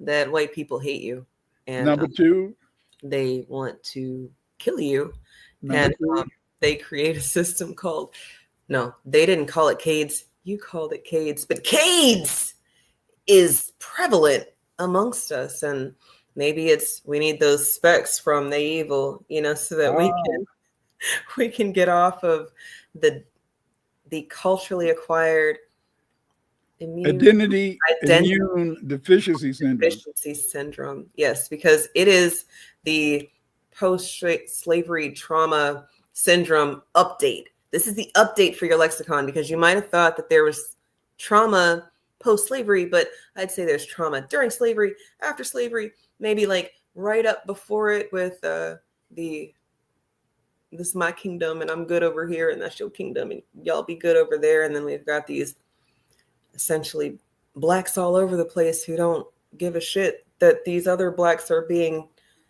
touched until it's, oh no, my kingdom's being touched. Oh, I can't call for help because I didn't. Oh, y'all not there anymore. And y'all not there anymore. Oh, I guess we got a jet. And then in 1492, when Christopher Columbus decided to get on the ocean blue, well, things started changing. But you made me think about this woman that I learned about from the airplane accident crash, terrorist attack, I don't know, but this Kia Duggins. We believe that this crime bill does not keep DC residents safe. It actually just empowers the police and the government to harass and arrest people without probable cause, put legally innocent people in cages, and do other things that put Black and brown people at risk. What we're asking for real public safety is investments into housing, healthcare, education, other social and economic supports that really actually keep people safe. Now, yes, no, we don't agree. I with agree. the whole black and brown thing. There's no black and brown. All the blacks is brown. God damn it. I'm so tired of black and brown. And then the browns, they don't even want to be brown. They want to be white. And they want to red bone. Well, right. But Dr. Anderson told y'all in the clip that you shared earlier, and I think my favorite book of his is the Black History Reader, because Powernomics is good, and Dirty Little. I think his work of literature is great. Check it out for Black History Month. But that Black History Reader, 101 Questions You Never Thought to Ask, it literally explains every goddamn thing in layman's terms. I mean, you can use it with your minis. I use it in school. If your mini is one of my students, they've heard a Black History Reader, and not like I'm reading it cover to cover, because it's not how you should read it. You should think about the questions you've asked, and then, oh wait, let me see if there's an answer for that, and then go a little index and page 101, and then you find out that, yeah, this influx of melanated people, this has only been in the last 60 years, if the last 60 years. I'm giving some question on both sides of these things, but go ahead. What were you gonna say? We worked to get them over here. We struggled. We got shut down. We got beat down to make it possible for these Black immigrants and Latino immigrants to come over here. And then when they get over here, they say, "Oh, we're gonna kick the brother in the ass." And if we keep, but they all know, they all know that if they turn against us, it's okay. But they never understood one thing. I used to work with some brothers from India. I call all of them brothers because I did my research. I know about the Dravidians. And so then one day he came to work. We was teaching in the education program in Division I in Cook County Jail. So he came to work. Clyde. I said, what's up, Matthew? He said, Clyde, look. And then he had a letter from the bank, Chase Bank. you know, you can get a loan of $65,000 if you wish to start open up your own restaurant or gas station, you know. And he said, look at this. And so I said, damn, I said, see, but that's what they do. See, they give the immigrants money, they give the immigrants loans, Right. and then they tell us that we should pull ourselves up by our bootstraps and we should get $2 and we can go out and we can start a business. No, nobody can start a business without having nice money. You have to have nice capital to be able to get a storefront. You got to have nice capital to be able to live on, you know, at least a few years until your business gets straight. You see, but that's the whole point. We don't get those things. What did Tones Five say? Let's see. Tones Five said, there are street names in Tallahassee named after my great-great-grandparents. I asked my grandma why it was like that, and she told me that they made the white folks name the land after our surnames. That's right, they did. Amen to that. That is incredible. It is, but you know, like Florida's an interesting state in terms of the names, the language. A lot of it is still there. Mississippi a little bit too. Mississippi a little bit because a lot of times those Choctaw with their scary asses. My parents came from Mississippi, and I believe that Mississippi people are the most scariest niggas on the planet Earth. And I love my mom. I love my dad, and I know my dad. He was about Karazan, but when it came to standing up for himself and standing up for his people, no, he was not going to do that because he was not going to take a chance. What this sister got to say? So you're unfamiliar with her, but this story is going to break your heart. I need this message to go out to our vice president who's running for president. I have heard all over social media about, excuse me if I say anything wrong, immigrants getting loans, money. It was hard for me to believe. It was just extremely hard for me to believe. I've been in business such a long time. Back in 2019, I purchased my first food truck. It cost me over $25,000. I paid it cash money. I worked hard to pay for this truck. I'm now selling it because I'm doing other things, but I'm selling it. I had a guy come to look at purchasing my vehicle or my food truck. And he explained to me he's an illegal immigrant. He has no credit. He has no money in the bank. But he showed me his paperwork that he will receive funds to purchase my food truck. I'm thankful that he's buying it, but I'm hurt that I worked so hard to pay cash for my food truck. I have good credit, can't even get a business loan because of the color of my skin. I have veterans in my family. I'm a veteran. I've been self-employed for so long. But somebody, please tell me, how do I work so hard to have somebody who comes to this country, not long, no credit, and he shows me paperwork where they'll be funding him money to buy my food truck. And when I talked to the bank, they told me usually they have to go straight to a dealership because I'm a private sale. But for special circumstances, they're going to, they allow it. But I need my president to tell me why I worked so hard all these years, all these decades. Couldn't get a business loan, but I bust my ass to get the money. That's because you're a nigga. That's because you're a nigga. And we got immigrants coming here. And they're getting money. Money. We're doing nothing.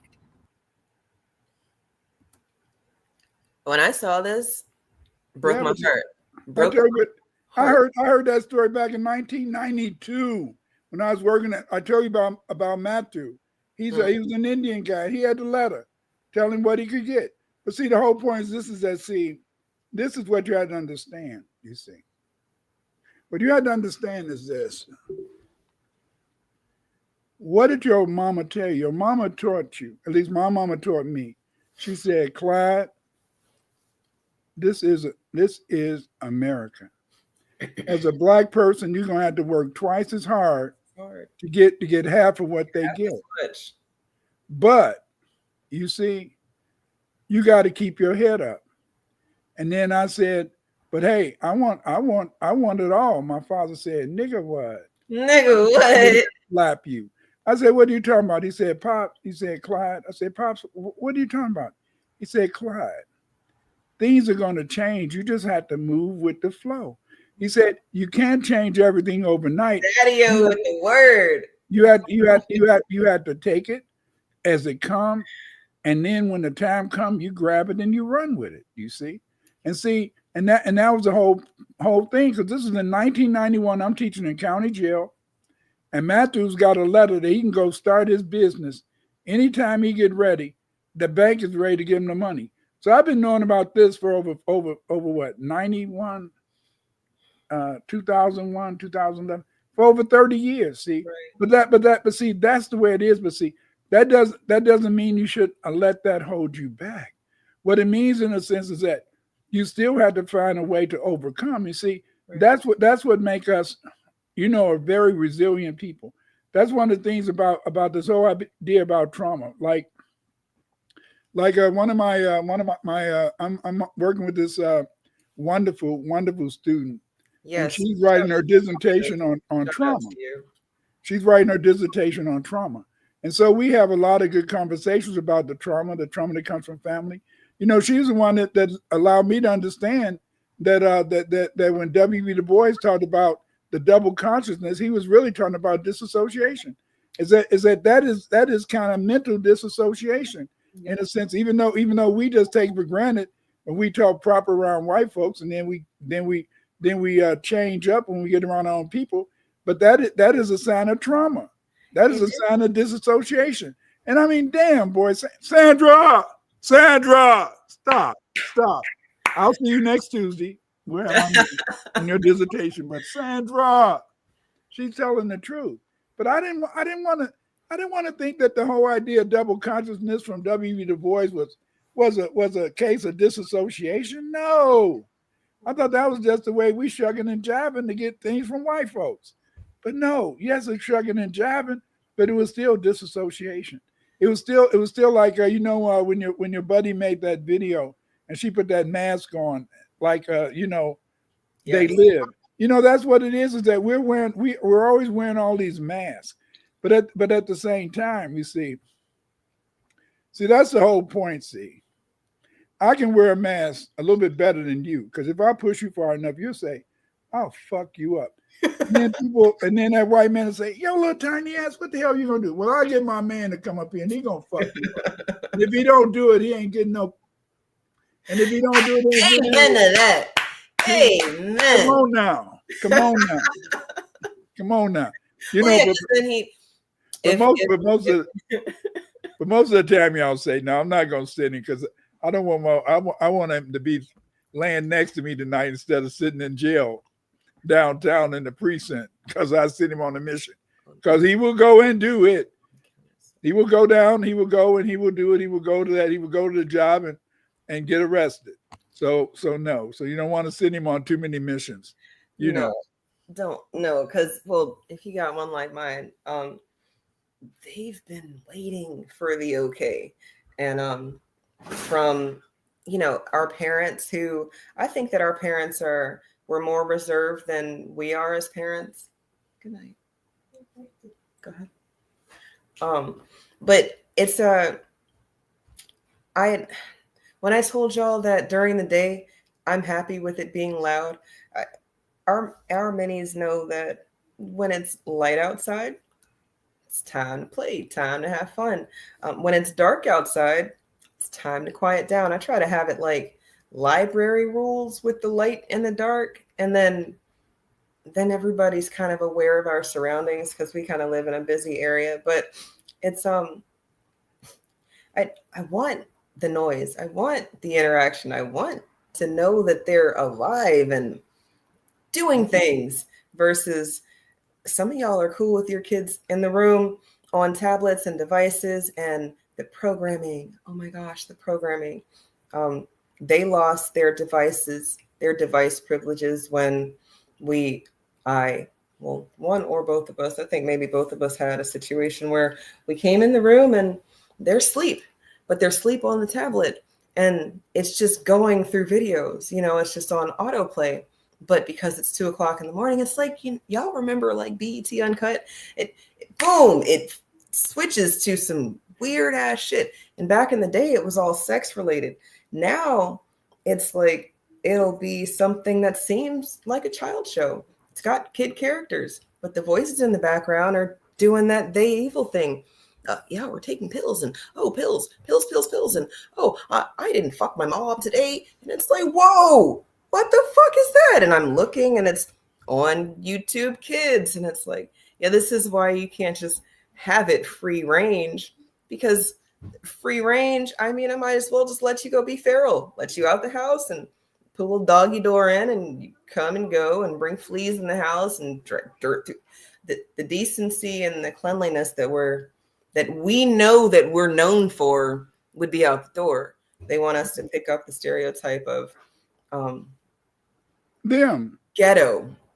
And as much as we've taken that and run with it, we've never been ghetto. We might not have had things, but you can't tell me that a people who don't have anything can still walk out the house sharp as a tack. I'm talking pressed to the gods, because that crease in the pants, you wasn't about to do anything about the crease in the pants, or you were prim and proper, and that might have been the only nice outfit you had, but you knew that it mattered when you walked out the damn house.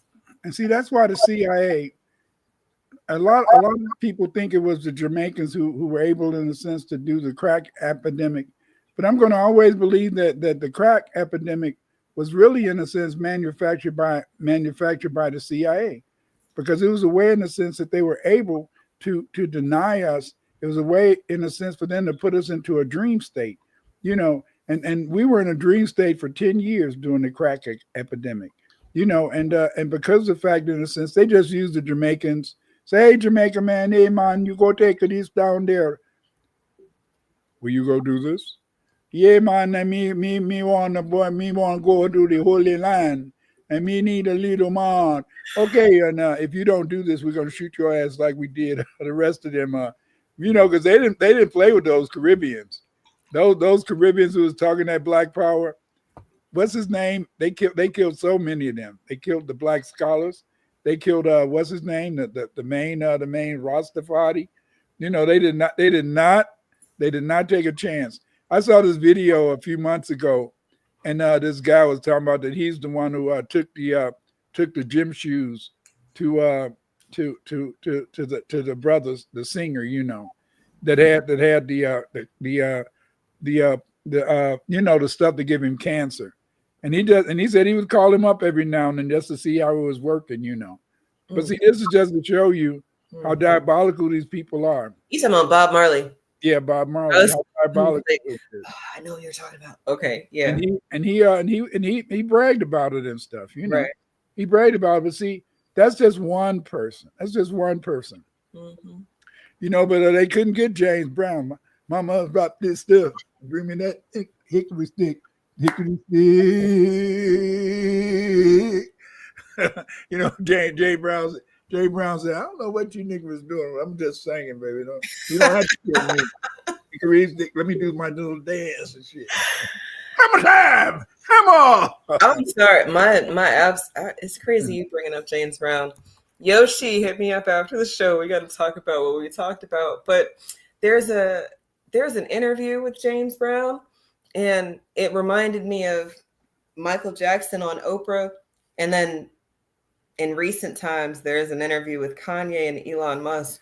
But the interview with James Brown, I think, is the first one. And I was talking with Yoshi about this earlier, not today, but just earlier in the week. And I don't know if y'all know the interview I'm talking about. Oh man, they list it like James Brown high as a kite, right? But I don't. Okay, maybe he is high. Drugs affect us differently. And I know y'all don't like RFK Jr., but he wasn't wrong with some of the things that he's been saying about how our bodies process things, right? So, he might have been high as a kite. I'm sorry. Some of y'all know some old ass crackheads. And to me, if you know an old crackhead, that might be, well, that's not the person you're going to go to for all of your life lessons, but it is a person you can go to for some things because they do know some things. And this interview will be infamous for me always. Why won't it play here? Oh, hold on, because I'm silly. Here we go. Share this too. It resulted, as a matter of fact, in Brown assaulting his wife with a lead pipe and firing a gun at a car that she was in. These are charges that Brown denies. He was released yesterday on $15,000 bond. He joins us from Atlanta to discuss the charges, and we welcome you, James Brown. How did all of this trouble begin? Living in America. Nothing wrong. There's nothing wrong. Nothing wrong at all. You're not in any difficulty, but you're out on bond. No, I'm not. Have all the charges been dropped? Yeah, I'm out on love. Well, are you out on love or out of love? Which is it? Out on love. Alone from night to night, you find me. Now, James, this isn't the first time you and your wife have had a problem. Are the two of you going to be able to work this out? Let's talk about some music. You want to talk about music and you don't want to talk about what happened? No, it's all over. Well, let's talk about your tour. When are you leaving? We're leaving tomorrow. And where are you going? Rio de Janeiro and Sao Paulo, Brazil. Now, your fans will have read all about this, James. Aren't you concerned about that? No, Dankeschön. I'm concerned because there's nothing wrong. And what are you going to say to your fans when they ask you some questions about it? I'm going to say I feel good. Papa's got a brand new bag. It's a man's world. Well, that's the second time we've heard that in 2 days. That's very interesting. Now, don't leave us, James. You stay right there. I'm not gonna leave. We have to talk about. Well, tell us a little bit about what you're going to be doing on this tour. Huh? What'd you say? What are you going to be doing on this tour? I'm going to be doing Papa's Got a Brand New Bag, Living in America, Sex Machine, Get Up Off of That Thing. I Feel Good. Jam.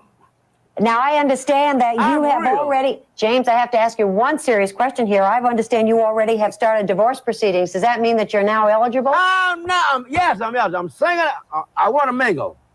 You want to mingle? Yeah. Now, the women love you when you get out there. Why do you think that is? What'd you say?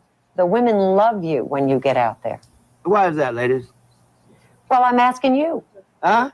Because I look Why do you think good. that is? You I look smell good. I feel good. And you sing good. And make love good. Oh. Well, there we are. We don't have to ask anybody else. No, you don't need to ask nobody else, James. Let you know. That's all you got. That's all you got to do. Once he say make love good, he okay. But he didn't make. But he stopped being able to make love good. That's why the older he got. That's why those women, in a sense, was able to rebel because he couldn't keep them in check. Hey, drugs processing us a little bit differently. I'm just trying to tell y'all. But that interview, it was the I'm black and I said so aspect that really fuels me because then they said they had that listed as a stranger's interview. I didn't see it as such a strange interview. They have it listed as James Brown high as a kite. And I'm like, he might be high. But he didn't look high to me. He didn't look high to you. No, his eyes. It's just how he was answering their questions. They're just like, oh, he's not gonna. Oh, he must be high, and that's what people do when we don't play their game.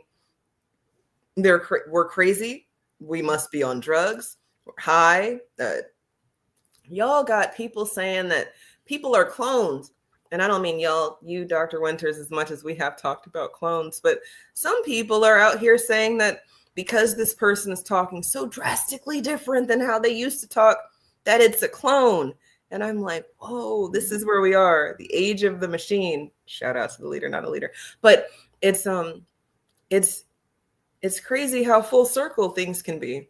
The art 30, 40, 50 years ago told us exactly how things would be as much as, well, people in 2004 said, we don't have flying cars. We're not living in the sky like the Jetsons. But then in New York, you're paying for airspace. God damn it. You are literally living in the Jetsons, but because we don't have cars that fly in that airspace, we're not as tech forward as you thought we were going to be. I don't know. I'm glad that Black America's taken a huge pause and removal from participating in America's tomfoolery. This whole idea of the matrix is very, very, very interesting. Because I was talking to Yoshima the other day, and I was telling him, I said that, you talk to AI. I try to talk to AI sometimes. We did a little bit of it when we did our show the other day, and I talked to AI because see, I'm trying to get AI to understand how Black people think, and a lot of people don't understand is that Black people need to use Chat GPT, and they need to, in a sense, get an intimate relationship with it, so that it won't be so white, So it won't be so white. I mean, unless you explicitly identify people you want or drawings you want, they're going to make everything white. But see, the thing is, this is that the time is now, and see, we are in the matrix, and that things are working around us beyond our control. They dominate our telephones. They put the stuff on Facebook. Much of the stuff we see on YouTube, some of it is cool, but a lot of it, in a sense, is promotional. That's why they're trying to buy TikTok. They really want TikTok so they can really indoctrinate people, because TikTok is such a free reigning thing, and they don't have the ability to really deal with it. YouTube, if they don't like what you do, they'll just get rid of you after a while, or they'll stifle it. They'll stifle your progress, or they'll just lower your numbers, and they'll pretend that people aren't watching you. But the thing is, this is that it's a lot of power in this. It's a lot of power in this, and I think that instead of us being walking dead, we had to wake up. We had to wake up. We had to look at the drama, and we had to begin, in a sense, to be purposeful in how we interact, and that is very scary. It is very scary, because to be purposeful means that you have to really, in a sense, think about what you're doing. But to think about what you're doing is scary. It's scary, very scary. I like that thought that you're having, at least, for ending out this reality check, because it's the intent. People try to gloss over context and the reasons why, because it's faster to just get to what versus how we got there. But when we focus on, these intricacies or, the nuances, well, that's when you can really make an honest decision about if you give a damn or not. This past election season, I think a lot of us really took a pause and said, how is this benefiting me? And I don't mean me personally, because I would personally benefit from, voting red every single time, especially where I am in Virginia. And no, we're not a sanctuary state, but I can see how we could get there very easily with people like me not participating in the Walking Dead process or the They Live process. But when we are intentional, then we can have that honesty moment. And then, like you said, it is scary because, like I've said, most people are not honest about what they want. They say things. It sounds good. People agree with them and they stay there. But do they really feel like that? No. How do you know? Well, where's their paperwork? Do they have anything to support that this is something that they do? Mm-hmm. You were talking about masks because of They Live and They Evil, and it made me think about, Paul Laurence Dunbar. And my entire senior show when I graduated was about masks and how we do wear masks. And he's talking about code switching or level it up, the disassociation of it all. And in 2025, 100 years after the Harlem Renaissance, we are still code switching, but people have gotten savvy. We take care of our mental health. We go see the psychiatrist and the psychologist, and you've got a pill for this and a pill for that, but we're not really pausing as much as we're just waiting for someone to give us an answer. If you pause, then you can get the answer yourself. but maybe you're not ready for that. Maybe that reality is big, but you're big too. I mean, we're so small, tiny little specks of sand and great big thing. But see that's because we've been really confused, and we've been confused, and what I mean by that is that they taught you a lie, and the lie was it takes a mass of people to affect change. No, it just takes a small cadre to be dedicated, yes, and to be forceful, and to go and to push forward that whole idea, And so and so then that's why they make you feel that the little guy or the little girl that they can't have an impact. You do have an impact. You see, we have a greater impact than you can even imagine. But that's neither here nor there. Midwest says, Clyde, can you articulate who the American Indians really are? Well, the American Indians are the Aboriginal people of America, the FBA. But it's the foundational Black Americans, because the fact, in a sense, is that you got to remember is that the vast majority of FBA were in the United States before 1776. Yes. And whenever these people are trying to say that they got Hausa Yoruba, you don't have no damn Hausa Yoruba. You don't have no Hausa Yoruba ancestry unless your relative, unless you just got here, right? Yeah, or your relatives came from Louisiana, because Louisiana, the French, they brought in slaves a little later than the rest of the country. But the vast majority of us are Mandingos, Fulani, Caramante. We're all from the Senegambia. That's why people say you don't look like African. Of course, because the Africans you see come from Nigeria. We don't look like them because they're not our damn ancestors. The Igbos and the Hausa are not our ancestors, and they're the ones you see. And that's why you say, damn, I don't look like them. Look at that forehead. But anyway, all come on, all sisters got big foreheads. So, I'll never forget, my kids was getting on my daughter case. She said, Daddy, tell the brothers to leave me alone. Leave her alone with her forehead. She okay. Whoop your. But so yeah. But the thing is, on me, I guess it's like that's a forehead, because it's 1, 2, 3, 4 on that head, right? You got a point there. But some of y'all, it starts going. It recedes in the back. They would say that those are immigrants. But to get back to it is that it's time that we move away from being the Walking Dead. We have to, in a sense, understand that you do have something. You had to be on code. Nellie Fuller, in a sense, he taught us. I know you guys were doing the videos, and I know Dewan, he did a video the other day and dedicated to Nellie Fuller. And the thing is that this is it. And see, but this is the whole thing you had to understand, is that all of our scholars do not have to have a degree from university. Right. See, Nellie Fuller, he didn't go to university, but he just looked at the situation. See, the power of the FBA is the power of observation, because it's through observation and through us observing people, observing each other, that we're able, in a sense, to figure out how to move forward. You see, that's why you look at these answers. That's how you look at the things. See, a lot of people say, Dr. Winters, how can Black people be successful? How do we defeat the white man? Well, it's very easy. Love your woman, love your man, love your children, and tell them, you know what? You can do anything on this planet, but there are limitations.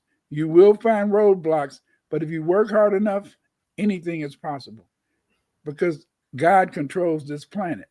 See? And so then that is the secret of success. But then we say, no, we can't do that. No, we got to be just good. No. You don't have to do any damn thing. See? I don't have to go around and be around white folks to be successful, Right. But the thing is this, I declared when I was working on my PhD, Morgan said, Clyde, you're going to have to decide what you are. Once you get what do you stand for as a researcher? I said, that's a good question, Morgan. And but I said I'm a falsificationist. Okay, so that's who you are, falsificationist. What is a falsificationist? I seek to confirm or disconfirm the truth. You see, Clyde, you said a bad word. Okay, you're right. You're right, Morgan. There's no such thing as the truth. It's only things are true in the court of law because the judge is as judges to be so. As a researcher, research changes over time. You see, if you look at my research back in the day, I wasn't talking about in the sense our surnames were not our slave names. I didn't talk about the fact that that Carter G. Woodson, W.B. Du Bois, they let us down. They always made us look towards Africa instead of looking within. You see, for our existence. You see, my research shows that 50% of the people in this country came from East Africa, Mozambique and Malagasy instead of West Africa.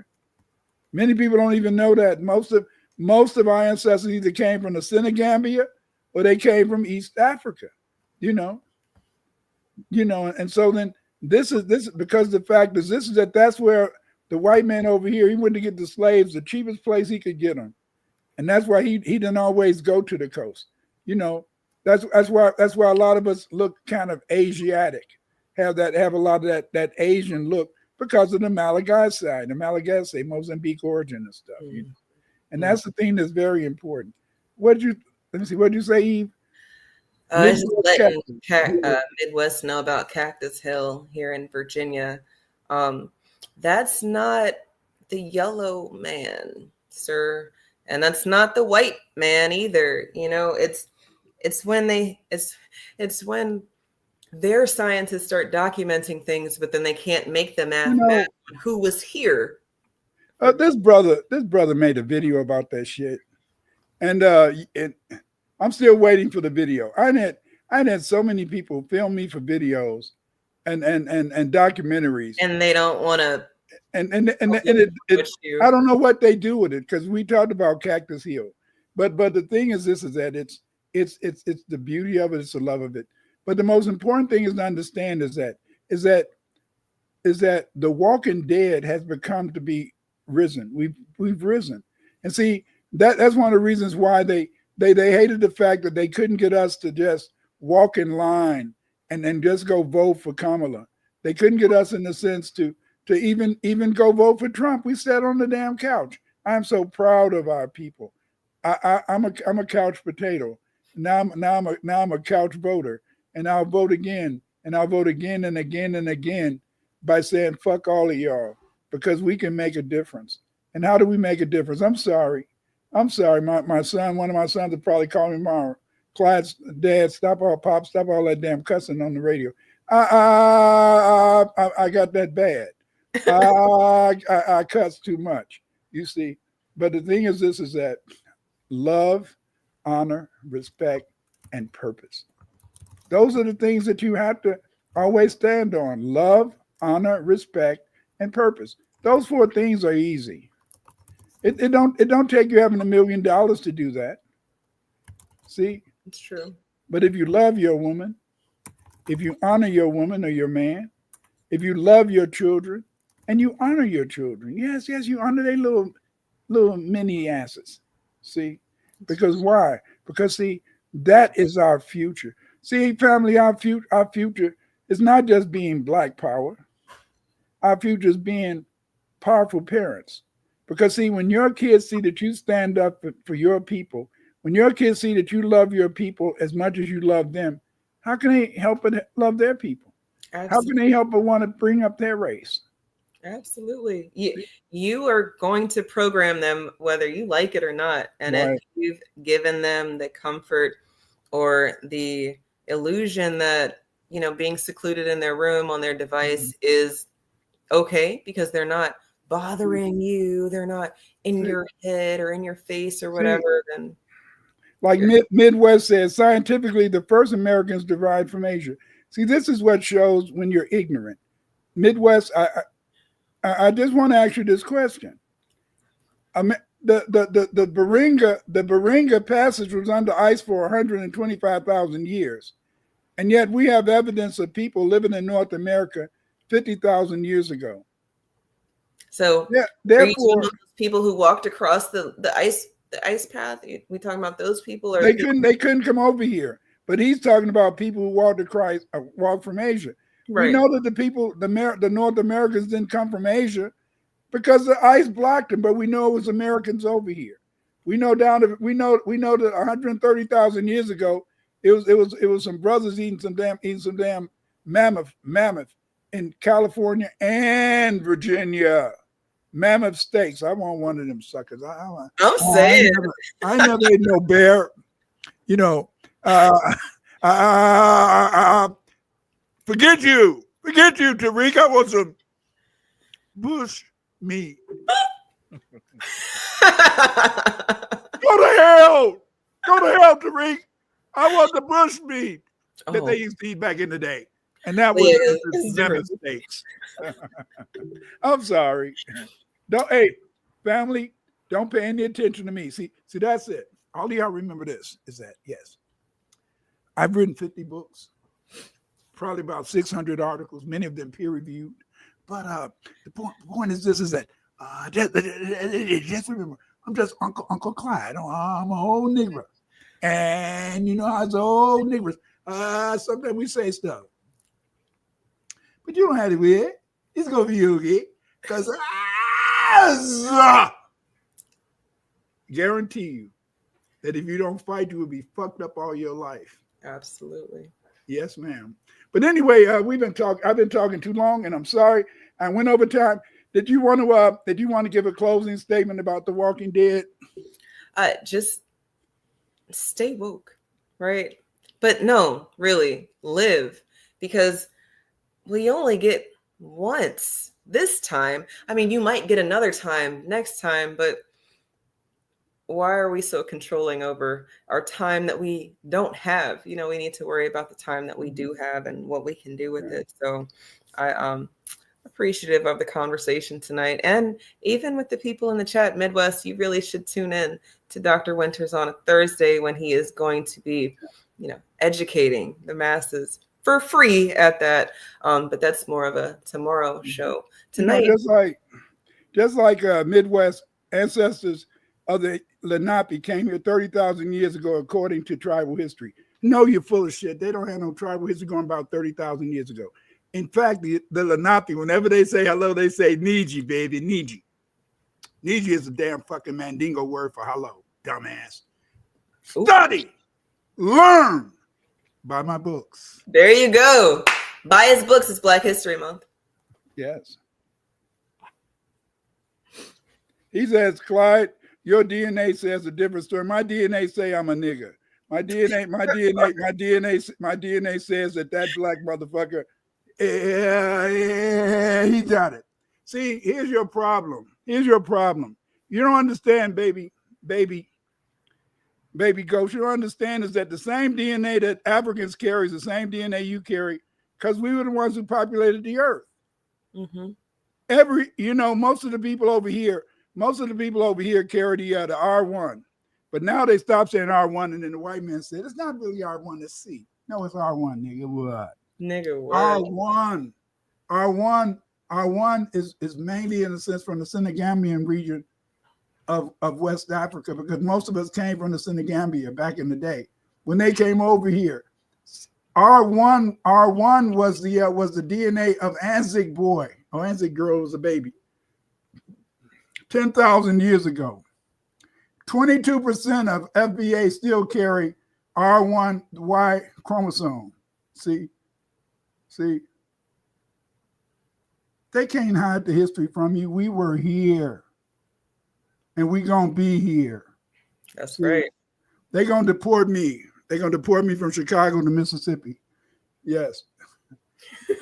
I'm saying, look, you want to send me back to where I came from, then please include the hundreds, if not thousands of acres you owe us. That's right. Yeah. Deport who? Nah. He said, Midwest, He said, Midwest said, the first Americans are niggas. Yeah, they niggas. That's what you call black people in America. You call them Negroes. I like to say it with a strong ER. Nigga. That is the first That American. niggas. I'm not talking about the Nagas. The Nagas. These were people in the sense who ruled India and ruled Samaria. These were the great Nagas. I'm not saying Nagas. I'm saying niggas. Niggas. Yeah. And the first Americans was niggas. How about there would be no America without us niggas? Put some respect on our name. I mean, look, y'all can hate watch all you want. It's cool. We're happy that you're here. This man say, I got AB blood. Nigga, you better look at that shit more carefully. You're gonna see that's just the basic. I got AB blood. Eve got AB blood. My kids got AB blood. What the fuck? But when you go and look at when you analyze the blood and you go into the genetic basis, that's how we begin in a sense to see the DNA characteristics that allow you to be who you are and why we can say who you are. But AB, that's all bullshit. You're 20 years in the past, man. Buy my books. Learn your history. Buy my books. Stop bringing up this old ass shit. We don't do that AB shit no more. I'm saying your AB might have some rhesus in it, the way you've been spewing in the chat all night. But and look, Midwest, you don't have to be a nigga. Just know Tom is coming for you. Okay. And he said the B grandfather tribes of North Americans are niggas. They ain't niggas. Where they come from? They black. When the white man found their ass, they said they were black. I'm saying copper color. Copper color. Right. Copper color, not Hector that we just saw earlier colored. That was this color. This is hey, how are you? No, nigga. I'm sorry. Look, it must be getting late because the crazies are out now. But they supposed to be out because see, I love these trolls that get in here because I'm not going to let you get away with this bullshit. Right. I'm not afraid for confrontation. I know my history. Amen. I know my history. Well, they don't like you being a falsificationist because when you can't falsify what he's saying, then they start calling names and saying, But see you can't falsify it. I can falsify this whole idea because the point is that we know that when the explorers came here, Columbus said, "Hey, you look like a nigger to me." Yes, I know. I know. Do you speak? And then these people, they so dumb. They're so dumb. They're so dumb. Why would the Spanish bring Moors and Hebrews over here as interpreters? The native people. Yeah. It's the native people that speak Arabic and Hebrew. Dummies. Dummy. Stop it. Stop it. Stop it. They tell you your history. When the Spanish came among the Aztecs, they always talk about the Aztec gods. But when you read the Spanish said the Aztecs had mosque. They knew what a mosque was. I mean, most of the damn Aztecs were Muslims. Get out of here. Get out of here. But see, the thing is that if you don't read the original documentation, you will never know the truth. You will never go to truth, And then just like this person says, Google the Iroquois Confederacy. You can't tell your way around that. Fucking dumbass nigga. Those are the damn last ones. I'm talking about look up the original Iroquois Confederation. Look up the Mandican. Look at the Nanaco. Look at the damn language. They spoke the Mandingo language. Even today, most of your so-called natives, whenever they say Niji. That means what up, brother, in the Mandingo language, you dumbasses. Read my books. Read my books. Stop being dumb. Stop being dumb. Stop being dumb. Stop sending this propaganda here. You don't even know what the hell you're talking about, baby ghosts. See? You're one of those Negroes in the sense that haven't done any research. You're one of those Negroes that haven't read my books. See? My shit is out there. My shit is out there. Just go ahead and Google Dr. Clyde Winters. Go to Google Scholar. Go to Google Scholar and look at all the papers I wrote. What? And make sure you them when you're writing your own papers, you guys, because that's how you attribute and make sure that people get appropriate respect for the work that they've done. Yeah, like here we go. Here we go. Hernando de Soda, John Beckworth, David Ziller, and John Swigert said the natives were dark complected. I believe you are taking information out of context. What is this? Dark complected to me. What is that? Look a little dark complected to me. Yes, sir. Dumbass, Midwest. You should go to the Southwest in California. Be with those locals out in California.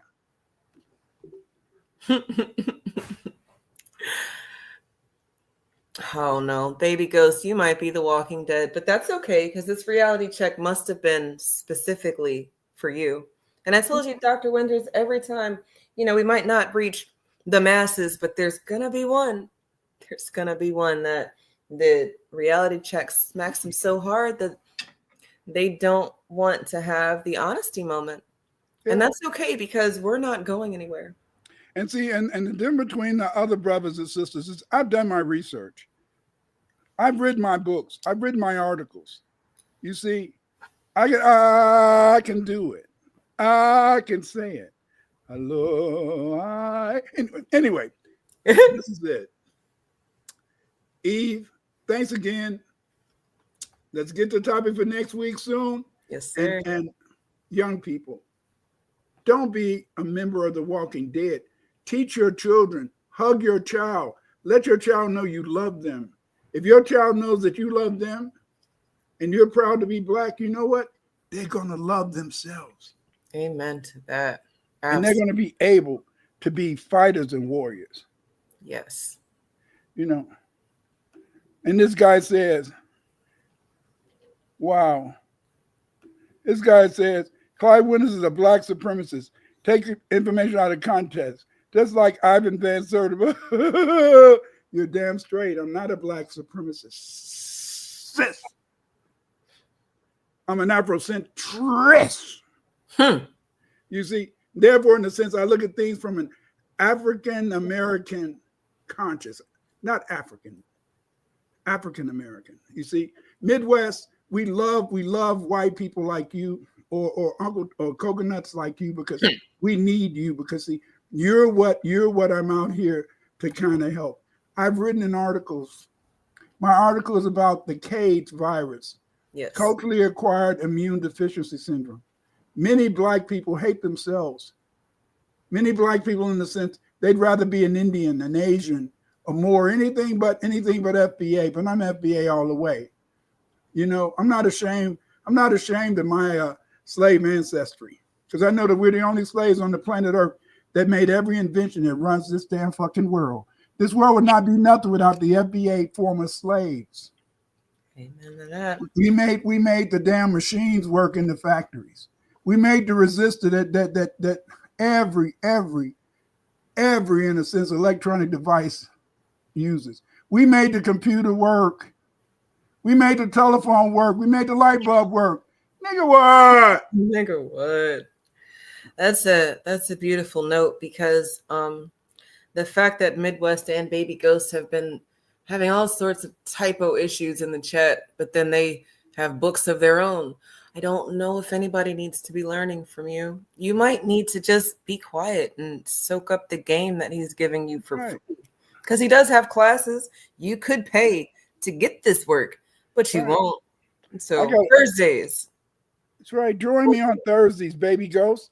You don't have to buy my book. It's free. Yes, Baby Ghost. Give us your real name and show your real face and we'll know what book you wrote. Your book, I know the name of the book you wrote, How to Be an Uncle Tom in 10 Easy Lessons. Number 1, kiss my ass. Number 2, kiss my ass. Number 3, kiss my ass. Number 4, kiss her ass. Kiss me and her ass. That's the book you wrote. Nigga, what?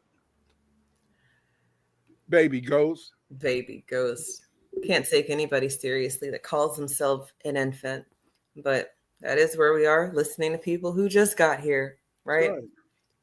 But we're fixing that. The delineation continues, and I'm here for it all 2025 and onward. Right, and the thing is this is that I'm going to tell you this is that on a real tip, family, if you come here on Wednesday night when me and Eve are talking, we talk about things that everybody wish they could talk about, but they're afraid. Number two, we talk about things that are philosophical, esoteric sometimes, but we talk about things in the sense that may have crossed your mind, but nobody else would try to answer these questions. That's why you come to Reality Check. You come to Reality Check because you want a reality check. Mm-hmm. You want to be able, in a sense, to know what's going on, you know. And then this person says that Clyde Winters is an old, washed up racist. No, I'm not a racist. How can I be racist? To be racist, you have to have the power. I don't have any power over anybody. I don't have any power to beat people. I'm not like the white people. They're racist. They're the ones who keep us out of jobs. They're the ones that keep us out of universities.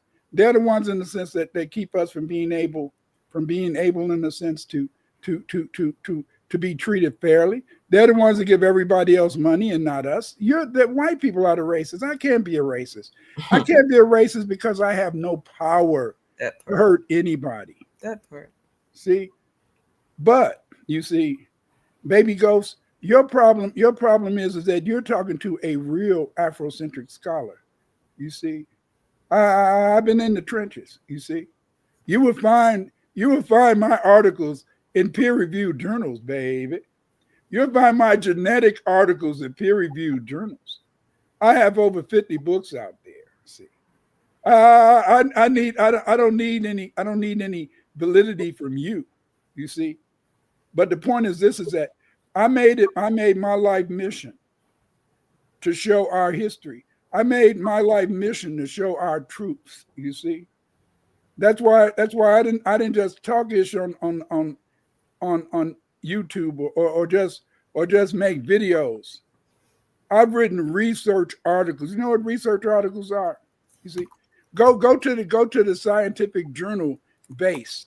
You know, where they list all the scientific journals. You're gonna see articles by Dr. Clyde Winters there. See, I'm not no fake ass doctor. I got my PhD from Loyola University, baby. Yes, sir. See. So I don't pretend to be a doctor. I don't play that El Meso shit.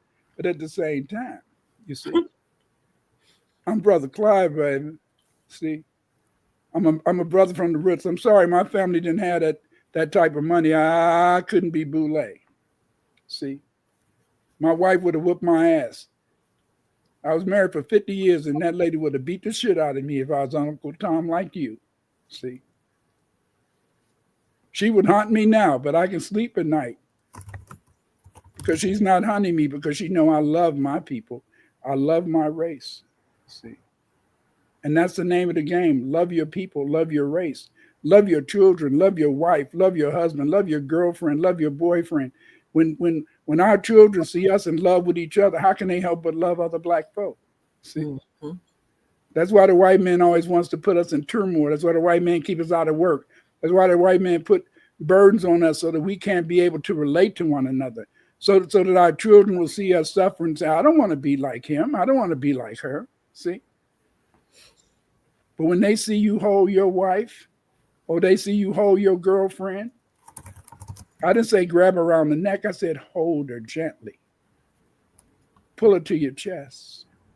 And for them to hear you say, I love you. See, every child should hear their father tell their mother, I love you. Every mother's child should hear her tell her husband, I love you. Because see, then they say, oh, she loved him, she loved me too. Mm-hmm. See, that's what it's all about, see. See, Midwest, we don't have to have any bullshit. We don't have to have any. And see, that's why I can get on here and I can talk this. Because my work is out there. If you don't like what I stand for, write rebuttals for my articles. There you go. They in all type of journals. See, write a book that counter my books.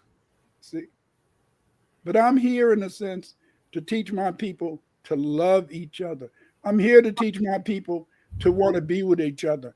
I'm here to answer questions that my people have that nobody else will answer.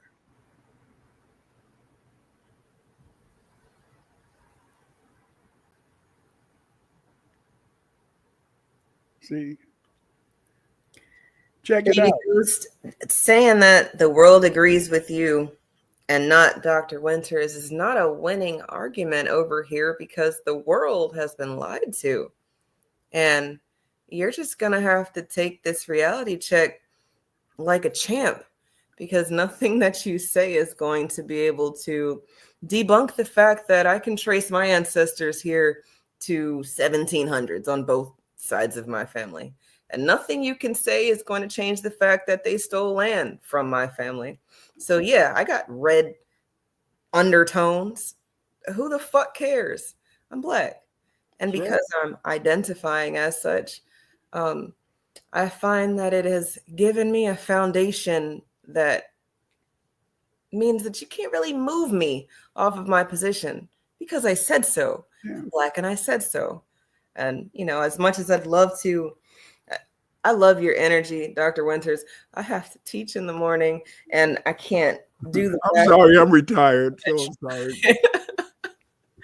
But I cannot wait for your show, for your educational lesson that you give tomorrow because Baby Ghost, as much as you've been talking, I cannot wait to see what type of scholarly approach you have for the topic that he has tomorrow. Yeah.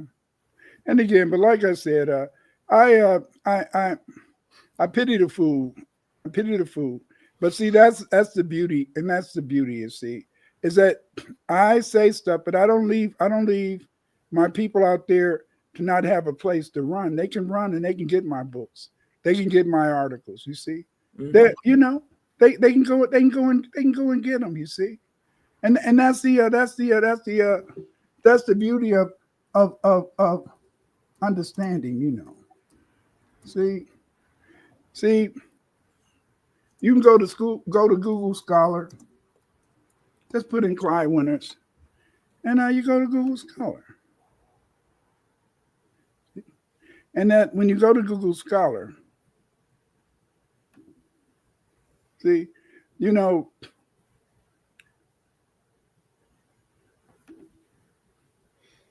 let's see, but it will do.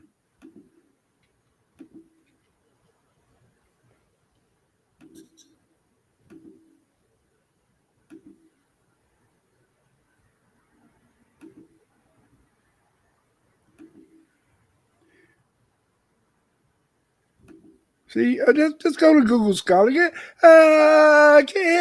some knowledge. Like I said, see, I don't have to talk this shit. You know, my stuff is out there. See, this Google Scholar. When you go to Google Scholar, what does it say? It shows in a sense my articles. It shows my publications. It shows my publications. Shows ups and downs. It's got my main publications, articles that I publish. Check it out, baby. Check it out. I don't lead my people down the road to be ignorant. I don't lead my people down the road to be lost. I lead my people in a sense to understand who the hell they are. I don't lead my people in a sense to be thinking some bullshit. See, I'm not telling my people, yes, we have an African ancestry. Everybody came from Africa, but we have an Aboriginal heritage because see, we were here before these United States even existed, and we'll be here after these United States come down, you see, you know, and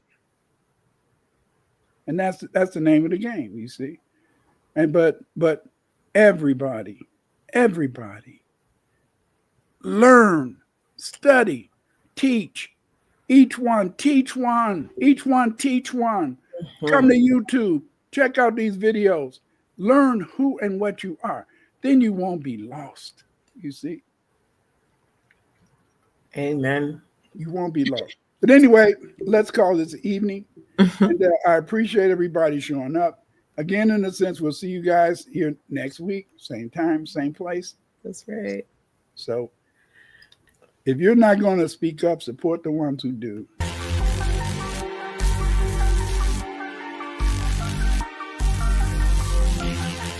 If you're not going to speak up, you're the ones who do. If you're not going to speak up, you're the ones who do. If you're not going to speak up, you're the ones who do. If you're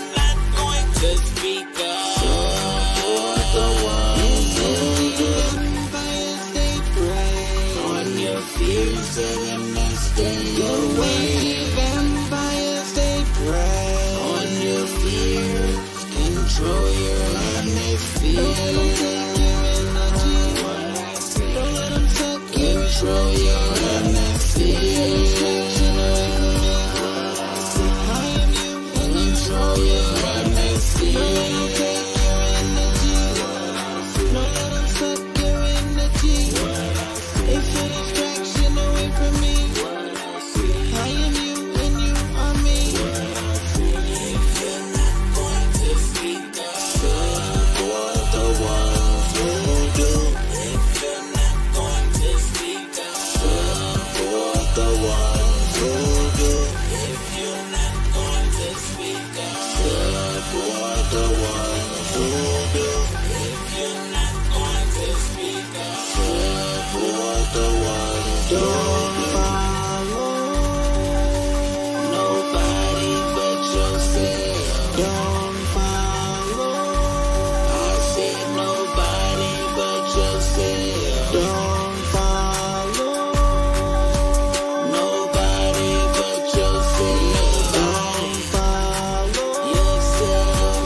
Nobody. Yourself. Nobody but yourself.